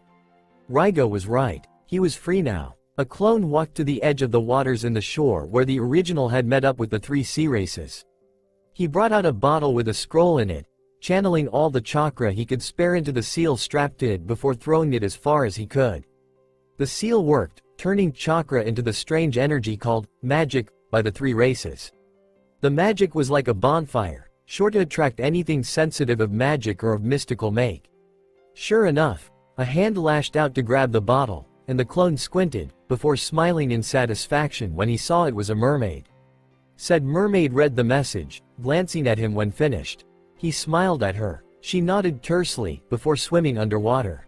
Mission completed, the clone muttered, before dispelling itself. Amachi was up for a big surprise. It was several weeks later when Naruto and his companions finally arrived at the fortress of the bloodline users. "We're here." His companions, Zabuza, Haku, and Rinmara, gave him blank looks at his proclamation. "I can't see anything, brat," Zabuza muttered, looking at the mountain they had traveled to. The blonde laughed. "You have no imagination, Zabuza-san." His face turned serious. "This isn't a laughing matter either. This will be the first time they've seen me face to face, and I have to make an impact on them if I am to convince Mei of my plan." Zabuza stopped mid-step, before slowly facing the Jinchuriki. "What did you just say? This is the first time they will have ever met me. What the fuck? I thought you've been fighting with them all this time?" Zabuza was livid now. Naruto's lips curved into a very slight smile. "I said I was helping them. I didn't say I was fighting with them." He pointed to himself. "I'm 12 years old, you dunce. Once they realize that, they'll figure out that for me to have done all that I did, I would have had to be able to acquire thousands of weapons and armor and have a spy network capable of flawlessly piercing the Mizukage's defenses when I was 4. How believable is that?" The three stared at him. "So, did you actually have all that when you were 4? Haku tentatively asked. Naruto smiled. "Of course. What the hell is he? Some kind of nobleman hero or something?" Were Zabuza's thoughts on the matter. "Naruto.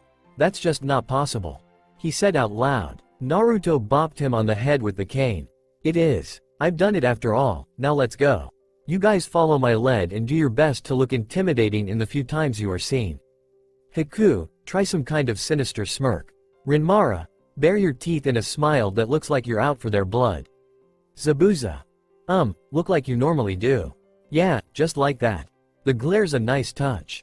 Don't look at me like that, you three, I'm serious here. Finally, after a few minutes of trying them out, Naruto had considered them as good enough, and was preparing for a wake-up call to the bloodline rebels that would make him unforgettable. "Let's go." 4 Chunin and 1 Junin were posted as guards in the hidden entrance of the mountain. It was an old gold mine, used probably centuries ago, so no one knew about it, and had been granted by one of their staunchest allies, a mysterious individual calling himself Maelstrom, that had provided vital intelligence that had turned the tide of battle dozens of times, along with providing weapons and armor of better make than their adversaries and countless other supplies. The guards were alert, having multiple shifts that made sure they never got bored out of their minds and therefore, sluggish. So they noticed when the temperature slowly started dropping, and they could see their breaths form into clouds of vapor. They readied their weapons, looking outwards for any sign of the intruder. A titanic gale slammed them against the wall, knocking their breaths from their lungs. They struggled to move their arms, feet, anything, but the wind was so powerful that they couldn't even move a single centimeter. Even more unnerving was the fact that the wind was silent. 4 figures walked into the cave, and their eyes widened. One was easily recognizable, Zabuza Momochi, with his gigantic cleaver of a sword. Another was a pale, black-haired girl, smirking ominously at them, while frigid air seeped out of her sleeves. The other was a small, purple-haired boy, who stamped out any thoughts of him being weak with his bloodthirsty smile and the 2 blades in his hands that were easily recognizable as Raiga Kurisuke's lightning fangs. The last one, however, somehow seemed subtly more terrifying than all of them combined. Naruto smiled at them, the cane digging into the ground in front of him, both hands on its handle. He looked ahead, as if the 5 ninjas were of no consequence to him, blatantly letting the guards recognize the winds as coming from him. Who are you?" the Junin asked, struggling to speak. Very slowly, the blonde's gaze shifted to him, and he gave a squeak of terror. He smiled sinisterly. "I am the man, who will decide the victor of the war you fought so hard in." The wind slammed their heads against the walls, and they blacked out. Naruto chuckled. "Let's go." They moved, seemingly fading into the shadows as they went deeper into the tunnels. The rebels were panicking. Someone, or someones, had slipped into the base and was causing merry hell. People were found down, but thankfully, not dead. However, this was ignored in favor of the fact that they had figured out where the interlopers were going in, which meant they could post some ready shinobi to fight the intruders. Those were the good news. These are the bad news. From the trail the trespassers were going through, they were apparently heading in the direction of their leader, Mei Terumi. This put a very high chance that the interloper was assassin sent to kill her. An even worse part was that Mei was cage level, easily. So the assassins would have to match her level to stand a good chance of killing her. The fact that there were hardly any signs of resistance from the knocked out groups didn't reinforce their belief in the possibility that they weren't as strong as her.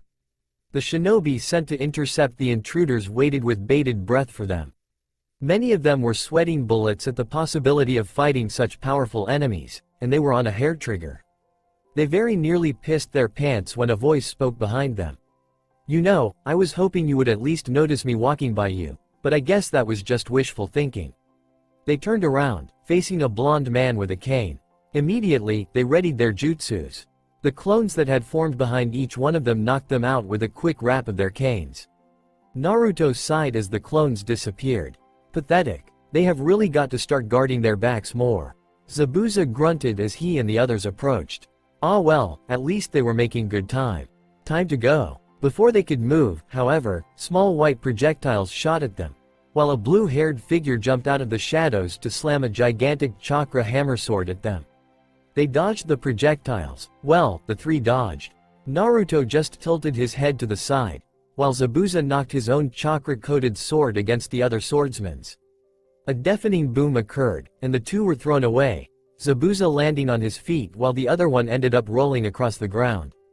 Naruto's cane disappeared, and the silver fangs replaced it, blocking twin blows from two white rods. With a thought, fire chakra blazed to life, and the enemy leapt away, abandoning the rods as they were melted from the sheer heat.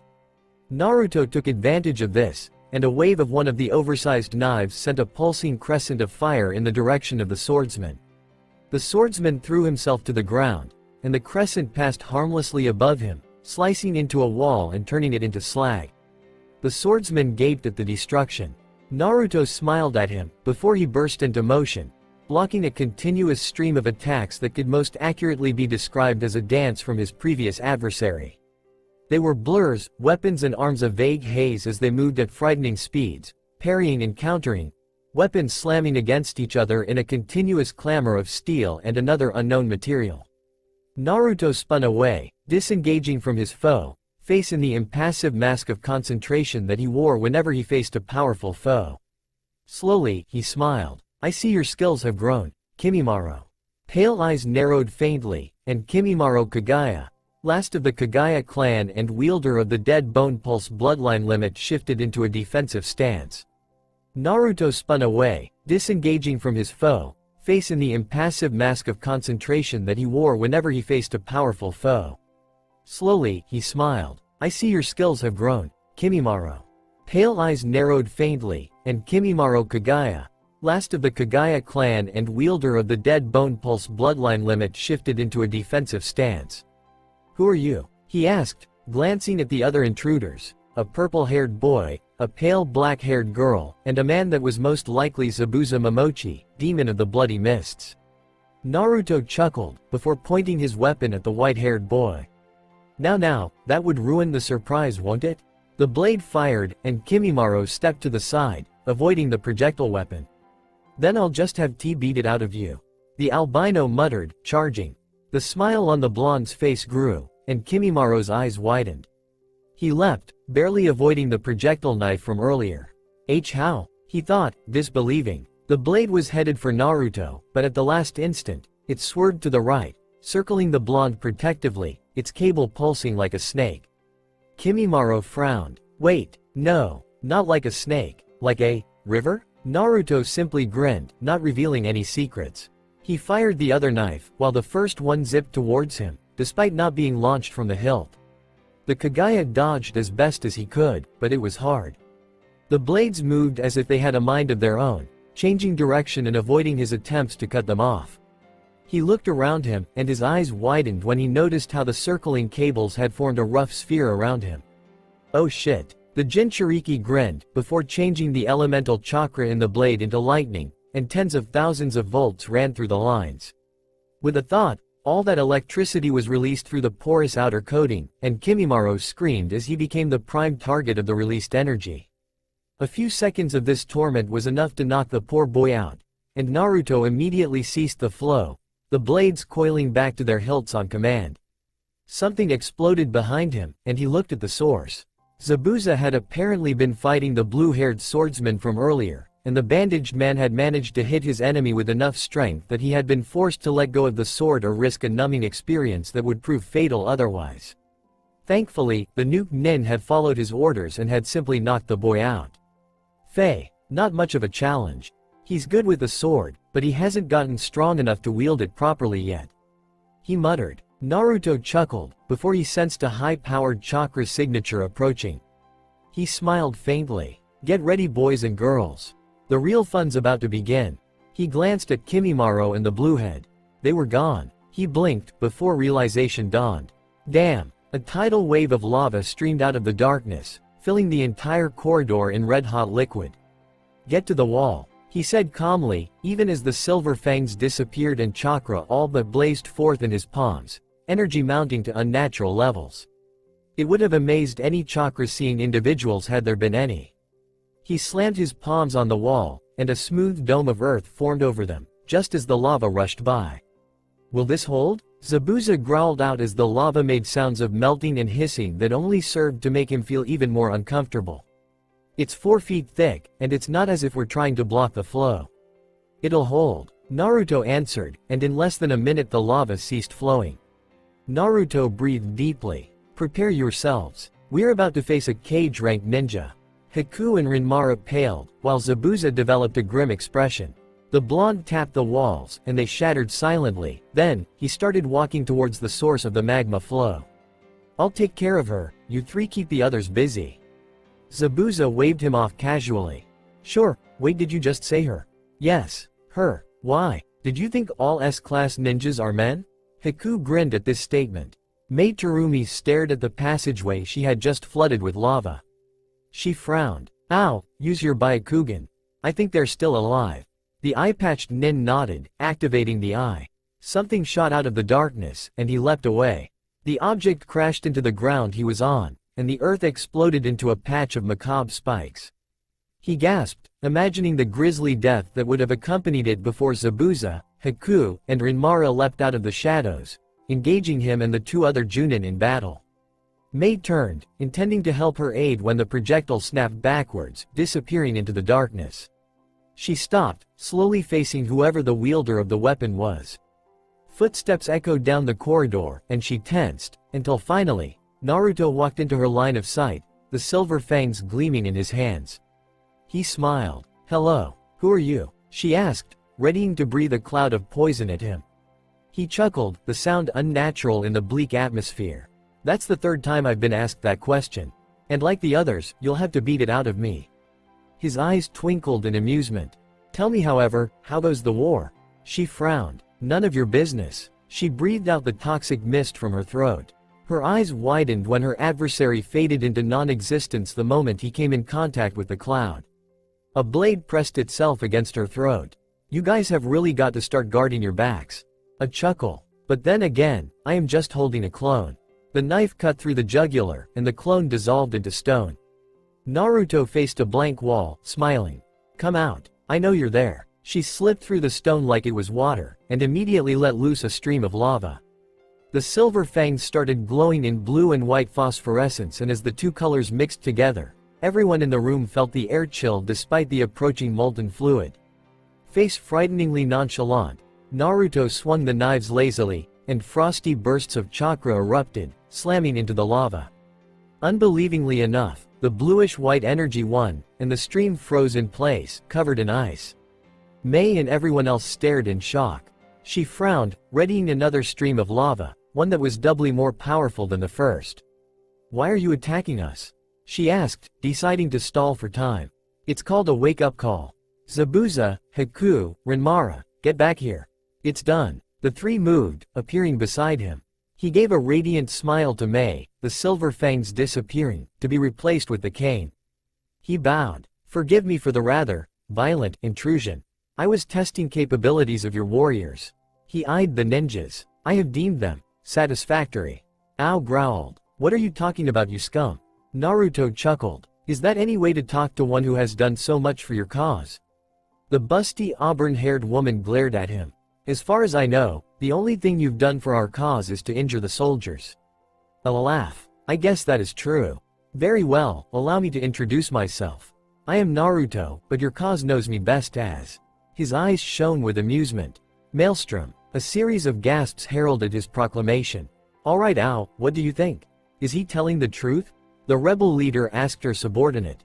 The man sighed. I honestly don't know. He's hard to read. Very hard. The moment they were sent to the room, he just sat on a chair and started smiling with his eyes closed. He shuddered. In all honesty, he frightens me. When I studied them with the Byakugan, he looked at me in the eye. I swear, as impossible as it sounds, he was looking at me, not at the wall between us, me.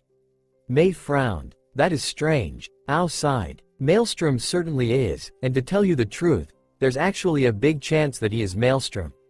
You know how none of his information is faulty, and he said that we won't be found so long as we follow all of his instructions. Besides this, only Maelstrom knows about this place. Chojuro, the glasses-wearing, blue-haired swordsman from before, stated his thoughts. Yes, but the thing is, Maelstrom started aiding us 8 years ago. This, Naruto, looks barely in his teens to me. That would mean that he would have had to have been helping us since he was 5, or something like that. Mei sighed. So he has to be lying. The others nodded. The door opened, and they froze when they heard the voice speak. Are you calling me a liar? Now that is just rude. Calmly, Naruto sat down on one of the chairs, his other 3 companions settling themselves comfortably on other seats. The rebel leader narrowed her eyes. Are you implying that you started giving out millions of Ryo worth in weapons and supplies when you were 5? The blonde chuckled. 4. I am 12, milady. That is rather hard to believe. Kimimaro stated bluntly. Azure eyes gleamed as he started speaking. Kimimaro Kagaya, last of the Kagaya and wielder of the Dead Bone Pulse bloodline limit. Approximately 6 years and 4 months ago, your clan wiped itself out in a meaningless battle, and you were the only one who survived. About 3 days later, an order from Maelstrom was sent to the rebels to save you, saying that you are a powerful individual that will prove to be an invaluable asset. He grinned. I trust none of you have regretted my decision? The rebels blinked in astonishment. All that was accurate, but still. But Naruto wasn't done. About 5 years and 2 months ago, I sent information about a massive ambush that would have decimated your ranks. With it, you were able to reverse the situation and annihilate a large company of enemy shinobi. Then, just 3 weeks after that, I informed you of the locations of the last members of the Hyden users. 3 weeks after that, I located the surviving members of the Tetsu, Iron, clan. 3 weeks later, I found where the last of the Hazuka were. This continued for 9 more months, with me obtaining the locations of basically every bloodline user in Kiri and telling it to you every 3 weeks. Not to mention the data I gave you every time there's an ambush, battle, or opportunity for an ambush. He crossed his arms, smirking. Tell me, is there anyone else besides Maelstrom who knows about all that? Everyone stared in amazement at him. Why, you're really, Maelstrom? Ao questioned, eyes wide. The blonde snapped his fingers, as if he was a teacher and someone had finally answered a question after several hours of wrong guesses. He grinned. Yes, that's what I've been saying all this time. Mei gulped, and was about to apologize when he held a hand up for silence. Don't, I expected as much. If I were in your shoes, I would have done the same. I have finally decided to show myself for a reason, and that. His eyes narrowed to slits. Is to end this war. The rebels gasped. An end? To the war? The busty redhead muttered. Naruto's eyes gleamed, and he smiled. Yes, remember the masked man that showed up out of the blue and became the Mizukage's advisor? Mei and Ao nodded. Well, he's an illusionist, and he's basically brainwashed the Mizukage. And before you ask, no. Conventional techniques in dispelling genjutsus don't work. However, at this, he lightly traced the engravings on the cane. I believe I have found one that works. You believe, or you know? Kimimaro asked. Naruto gave a wry grin. I believe. One can never be sure about anything. He chuckled. But then again, that's how I felt with every other piece of information I gave to your cause, so here's hoping that I don't crap out now. He leaned back on the chair. My plan is simple. We are to sneak a large force into the Mizukage Tower, where the majority will hold the tower while our strongest fighters are to face the Mizukage, while I myself will take care of the illusionist. I believe caution is vital when fighting Yagura. Being brainwashed has done nothing to dull his skills. If anything, he's more dangerous now, having no qualms whatsoever to playing dirty. Ao frowned. How are you going to dispel the illusion? One step at a time. The illusionist is the main problem, and I need to make sure he does not return to control anyone else. I simply need someone to keep Yagura busy while I do so. As for how I'll dispel the illusion, he smiled slyly. Everyone has his secrets, and I hope you can trust me to keep some of mine. Ao sighed. Alright, but how exactly are we going to sneak a force large enough to hold the tower for the duration of the battle? The blonde threw a scroll at him, and he opened it to find details for every structure for miles around the tower, along with information on the guards' shifts and routes. Use that. He stood up. I'll leave the subtleties to you guys. Zabuza, stay here. You're part of the Mizukage strike force, which is why I asked for your help in the first place. Rinmara, if you still want to be strong like Raiga, I suggest you ask Chojuro for help. You wouldn't mind, right? The sword-wielding bluehead shook his head no. Naruto nodded. Good. I want the plan settled in a few hours. Those blueprints are only accurate for a day and a half more, so we attack in a day. He stopped, blinking. He frowned, as if struggling to remember something. He smiled. Ah, of course. I almost forgot. With a flourish, he took out a large scroll from his watch. He threw it to Mei. Take it. I believe you'll find my gift extremely helpful in your battle with Yagura. Alright Haku, let's go. Mei blinked at him in surprise, and Haku stood up to follow him. I have a question. Chojuro shyly asked. Yes? How did you get past the guards just now? It's called sneaking around. As for the guards outside? Well, he grinned. That's where the knocking out the witnesses and hiding the bodies comes in. The two walked out. Mei slowly opened the scroll and gasped loudly. Is something wrong, Mei-sama? Ao asked in concern. Gingerly, as if the scroll was a prized artifact, she closed it. Her eyes were wide with shock. It's the summoning scroll, for the salamanders. Gasps abounded in the room. If the Densetsu no Sanin, the three great ninjas, were lauded as geniuses, then Hanzo of the Salamander, who defeated all three in a straight-out fight in their prime in his Middle Ages, was a living legend, and everyone who was anyone knew of his mighty summons, the salamanders. Ao looked at the door, then at the two scrolls, then at the door, then back again. He sighed. Well, there's no denying it now. He's Maelstrom. No one else could acquire such hard-to-get intelligence like he could, and only he would give out fortunes worth in weapons like he did. Zabuza grunted. Wait, he said hide the bodies. Where did he hide them? Kimimaro asked. Everyone's eyes widened in shock. Oh shit, did you have to throw them in a septic tank? Haku asked. Naruto grinned. Not really, but I was in a bad mood, and it doesn't do good to be in a bad mood when you're trying to be diplomatic. The black-haired girl raised an eyebrow. He hadn't seemed to be in a bad mood. So you vented your frustrations on them and locked them in a septic tank. Yup, she sighed. I'll never understand you. Good, he said cheerfully. Haku rolled her eyes. Don't die. She stopped, blinking in surprise, before facing Naruto. What? His face was locked in a mask of seriousness, the eyes cold as the Arctic winds. You won't be fighting the Mizukage, but the front lines are just as dangerous. He put a hand on her cheek, his gaze softening, and she blushed. He continued, You're strong, Haku. Strong as a Chunin, and you have the potential to be great when you mature. Right now, however, you won't be able to take on a Junin without a big amount of luck. His fingers stroked her skin, and her blush deepened. I don't want you to die. So promise me, you won't take on someone you can't beat. That you won't take unnecessary risks in battle, that you'll live. Very slowly, she nodded, and the blonde smiled. Good. Now, I have a pleasant surprise for you. He walked to a door, opened it, and guided Haku inside. You aren't the last of your clan. He whispered into her ear, before closing the door. Haku blinked at his statement, before she looked at the men and women in the large room staring at her. She couldn't help but notice the resemblance, the pale skin and midnight black hair. Only one thing remained to be found out. One of the women approached her. Are you lost, little girl? Tentatively, Haku produced a sphere of ice in answer.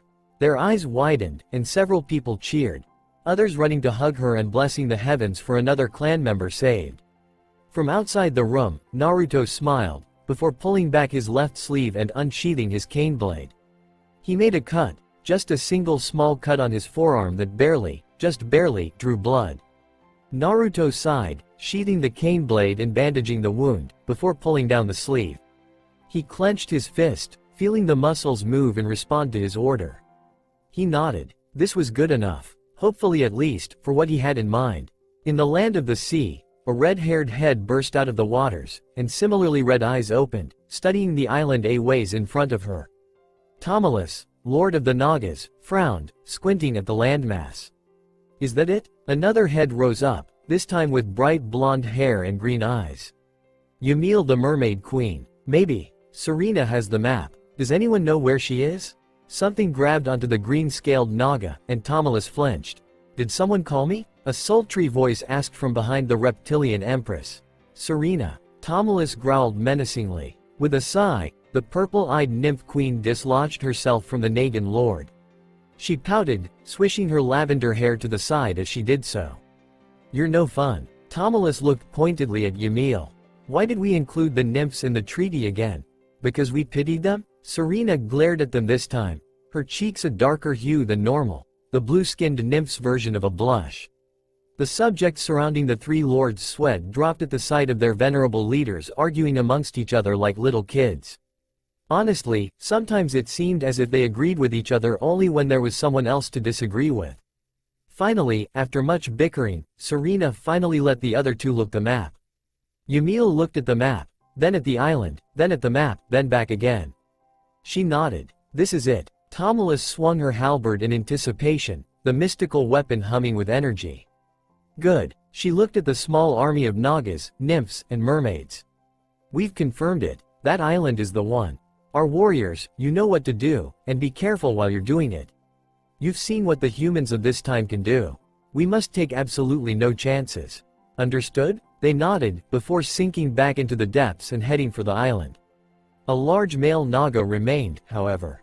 My queen, you and the others didn't have to go on this mission. It is below your station. He stated respectfully. The red-haired queen frowned at him. That may be, but you forget. I and Ymil are warrior queens. We belong on the front lines, while Serena wants to see how different the humans of now are from the humans of then. She looked at their target location. That, and I want to test my mettle against the hunter-killers that they have turned into. One way or another, I am sure to come into combat with their kind, and it will be extremely helpful if I get an idea of how they fight. The male nodded, before diving below. She looked at the other queens. Let's go. She dove deep, her lithe form slicing through the water like a blade. She glanced to the side, where Ymil was easily keeping up, even with her greatsword, while in the other direction, Serena simply ghosted through the water like a wraith. That human. He's an interesting one. The blue-skinned nymph commented, smiling. Tomulus snorted. By interesting, do you mean suicidal? She said, remembering how he had tried to kill himself with Ymil's greatsword. You're too pessimistic. The cyan-scaled mermaid muttered. I have my reasons. The Naga replied. The green-eyed mermaid shrugged.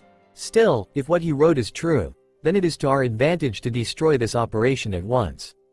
Tomulus nodded. An operation for an aquatic ninja? If that's successful, then even if we don't go into blows with the humans if we introduce ourselves, we'll be left out of a job. They passed by their soldiers, and some yelped in surprise at their speed, but they ignored them, slowing down when they finally reached the place. She nodded at the other two, before slithering onto the shore, her surprised warriors rushing to keep up with their queen, just now remembering exactly why she was the queen. Ymil and her mermaids immediately developed legs when they touched dry land, and they ran into the trees, blending in easily. Serena just chuckled, looking at her subjects. She smiled lewdly. Do whatever you want to the humans. Don't hold back. She winked and disappeared. The nymphs smiled at each other before they too faded. An auto, sound, ninja, a chunin, whistled as he walked his beat. The trees rustled, and he looked at the vegetation, frowning. Wah? He never even finished a word, an arrow lodging itself in his brain. A mermaid walked out of the foliage, pulling out the arrow, smiling at the blood-stained coral arrowhead. She gestured to the trees, and the others walked out. Ymil nodded at her, and she grinned. They heard footsteps, and another ninja, a Junin this time, turned a corner and saw them. He-yaw. Ymil took a running start, leapt and cut him in half. She spat disrespectfully at the body when she landed. "This isn't as hard as I thought," she muttered. The mermaids stared at the two dead pieces that was once a man, before gulping. Thousands of years of sleep hadn't made their queen any weaker. Tomulus glared disdainfully at the cowering ninja before her, fully aware of the limp corpse of his friend speared by the halberd she held. "Where is the entrance, boy?" He pointed a shaking finger to a section of the blank wall, and Tomulus noted the lines that indicated cut stone. It was good work for a human. If she didn't have eyes of a naga, she wouldn't have been able to notice them. A flick of her wrist sent the corpse stuck to her weapon splattering onto another section of the wall. She gestured boringly to the surviving ninja. "Kill him." He was barely able to utter a single syllable before half a dozen spears, tridents, war scythes, and other weapons pierced his body. Tomulus slithered to the wall, studying it. She backed away, then stabbed it with her weapon. She pulled, and with a sound like steel being grinded apart, she tore off the door, the large chunk of stone she ripped off crushing several trees. Dozens of ninja inside stared at her, eating dinner. She smiled, and a wave of her weapon sent a torrent of water at the shinobi. The deluge slammed the ninjas against the wall, dazing them. She glanced at the opening, and a simple utilization of will prevented the water from leaking out. She grinned at the flooded room. She dove in, and her soldiers followed. What followed wasn't even a battle. It was massacre, plain and simple. Serena laughed at the dead men surrounding her and several of her subjects, most of them killed through a single fatal stab or cut. Men, they never change. They'll always think more with the brain between their legs than the one on their shoulders.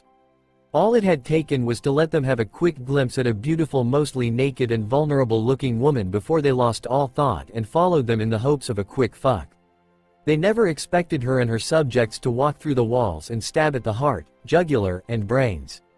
She stopped, tilting her head to the side, before Tomulus slithered into view from a corner. The Naga blinked at her. "How did you get here so fast?" The nymph's response was to phase her hand through the wall. Intangibility, duh. Something slammed against another one of the doors, and they turned towards it, readying their weapons. Nearly the entire length of a large sword, Ymil's, they noticed near instantly, pierced the iron door, bloodstained. The sword was turned, before being pulled back. The two queens sidestepped, and the battered door was catapulted onto the wall. They looked at the doorway, where there was a corpse of man with a sword hole on his chest and Ymil with her armored foot still in the air from the kick. The mermaid queen grinned. "Looks like we're all here." They could see her warriors behind her, all of them with bloody weapons. "Intruders! Intruders!" The declaration came from a Junin that spotted them when he turned a corner. He had barely finished his second word before 4 arrows perforated his cranium. But the damage had already been done, the alarms starting their siren in the building. "Well damn," Ymil muttered. She looked at the others. "They know we're here. Kill anything you see that moves. The only reason we haven't had any casualties was because we had the element of surprise in our hands. That's gone now, and we have to make sure none of them get to use any of their spells on us. You've seen how lethal those are." They nodded, and they swarmed the compound. Amachi growled as the alarms started blaring loudly. "What is it now?" Several ninja barged in. "Intruders, sir. They've infiltrated the base and are killing off the men." The doctor snorted. "It's your job to take care of them. Now leave me alone, I have vital research to finish." "I think you might be interested at them, sir." Amachi glared at the man. "And why would that be?" The ninja steeled himself for his statement. "They're humanoid but not human, sir, and they can apparently breathe underwater, judging by one of the flooded rooms filled with our dead." Isaribi gasped from her corner. Now he had his attention. "Lead me to them." Ymil rolled to the side, sliding across the wet ground. She came up jumping, sending several arrows at the ninja from the bow and quiver she picked up during her roll. The ninja, a stocky man with average features and an unaverage proficiency for fire, dodged to his left, breathing out several fireballs from his mouth. Ymil threw away the bow and arrows, blocking the attacks with her wide greatsword. The heat licked at her sensitive flesh, and she gritted her teeth, activating the ocean magics in her armor and sword. The glyphs on the armor glowed with bluish-white light, and the fires near her burnt out, overwhelmed by the magics of the forger. She yelled a battle cry, and charged. The man sent a crescent of fire at her, and she reacted by swinging her sword in a wide sweep. A rippling arc of radiant water burst out of her sword, slamming into the fire and erupting into steam. Suddenly she felt the heat gather, and glimpsed the man firing another large outburst of fire. Yamil gathered the shamanic energies in herself, scowling at what a waste of energy this was. Tomalus was the one who used overwhelmingly powerful attacks. She much preferred focused attacks. If it were only her, her armor would have kept her safe. Unfortunately, she had her subjects to worry about.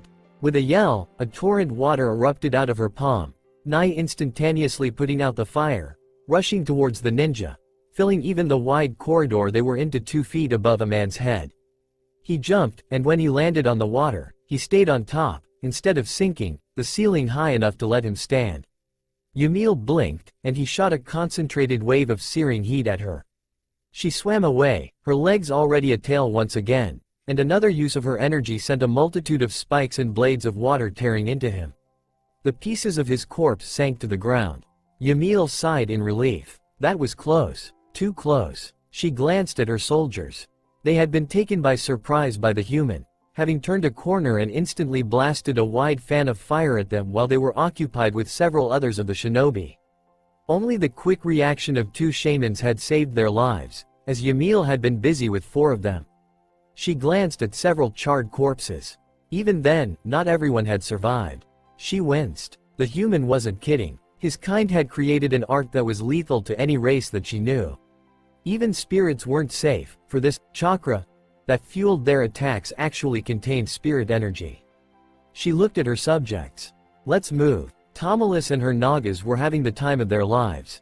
Of the 3 sea races, the Nagas were the most advanced in spellcasting, the mermaids, spellcasters, were shamans, who used spirit energy, and nearly everyone who used magic was a forger of weapons, while the nymphs were partly spirit, and so, tended to lean towards spiritual might instead of magical prowess. Thought they do have magic of their own. And many dreamed of a furious duel of spells with other races, and winning of course. That was what was happening now, as a company of ninjas with proficiency for fire and lightning had been assembled and told to systematically annihilate the 3 groups of intruders, and to leave captured survivors if possible. Nagan ocean magics versus shinobi fire and lightning jutsus. It was a magnificent thing to watch. Tomalus laughed, a gesture from her weapon creating a thick sphere of water that protected her from the explosion of fire from the hunter-killer she was fighting. The shinobi, a tall reedy man with clothes of a fire motif, instead fired an intense fireball at her, hoping to pierce the shield. The Nagan Empress simply dodged the fireball, turning the sphere into ice and shattering it into multiple jagged shards. She pointed her hand at him, and the shards launched themselves at the man. He changed places with a chunk of stone, and proceeded to immolate his body in intense fires. He raised his arms, and the fires grew, until Serena felt it even inside a new sphere of water. She growled, and dropped the sphere, channeling energies into her weapon. Nagas wielded more than just water, they wielded the powers of the ocean itself, and that included calling upon the frozen seas of the Arctic for ice, the monstrous tornadoes of calamity for wind, and, the hardest to use of all for the sea-based creatures, the lightning of the storms. Only the best of the Nagas could hope to make use of it given their watery nature, but Tomalus was the best. Power blazed forth from her body, encompassing the halberd, charring the very air she breathed, and the man faltered as his eyes widened. Ninjas could only hope to imitate lightning, creating electricity that was but a spark compared to the true power of nature's fury, and this was what he faced. With a growl, Tomalus gathered all the energy at the tip of her halberd's spear point, pointed it at the enemy, and let loose. Ninjas may be able to dodge the slower copies of lightning, but they weren't ready for the real thing, that is, unless they were capable of moving at the speed of light. The lightning bolt slammed into him not even a nanosecond later, turning him into ashes in a second. Tomalus grinned at her handiwork before glancing at her warriors. They were victorious, with a kill rate of 4 dead ninjas for each one of theirs. The grin widened. Not bad work. Serena was bored. As a fact, nymphs weren't fighters. That was the mermaid's job. They weren't spellcasters either. That was the Nagas. They were tricksters, assassins, and seductresses. The ninjas were all on alert, and killed anything they could see that moved, so it was pretty hard to trick them when they would shoot first and talk later. Falling on top of them for a lethal stab got boring pretty quickly after the 17th time. So she had decided to locate the girl called Isaribi instead, the prototype for the aquatic ninja. She was pretty easy to find, especially when you have dozens of beings who could phase through walls and take a peek on the other side at your command. She walked to the door that one of her subjects had indicated, deciding that it would make for a better impression if she didn't pass through walls like a ghost. Having blue skin was strange as it was for the humans already. She opened the door, and there was the experiment. A scruffy-looking girl with purple hair and covered in bandages where apparently the scales were permanent. Isaribi's eyes widened when the door opened. Have the intruders been taken care of already? It came as a shock to her when instead of Amachi, a blue-skinned woman came striding in wearing an outrageously indecent dress.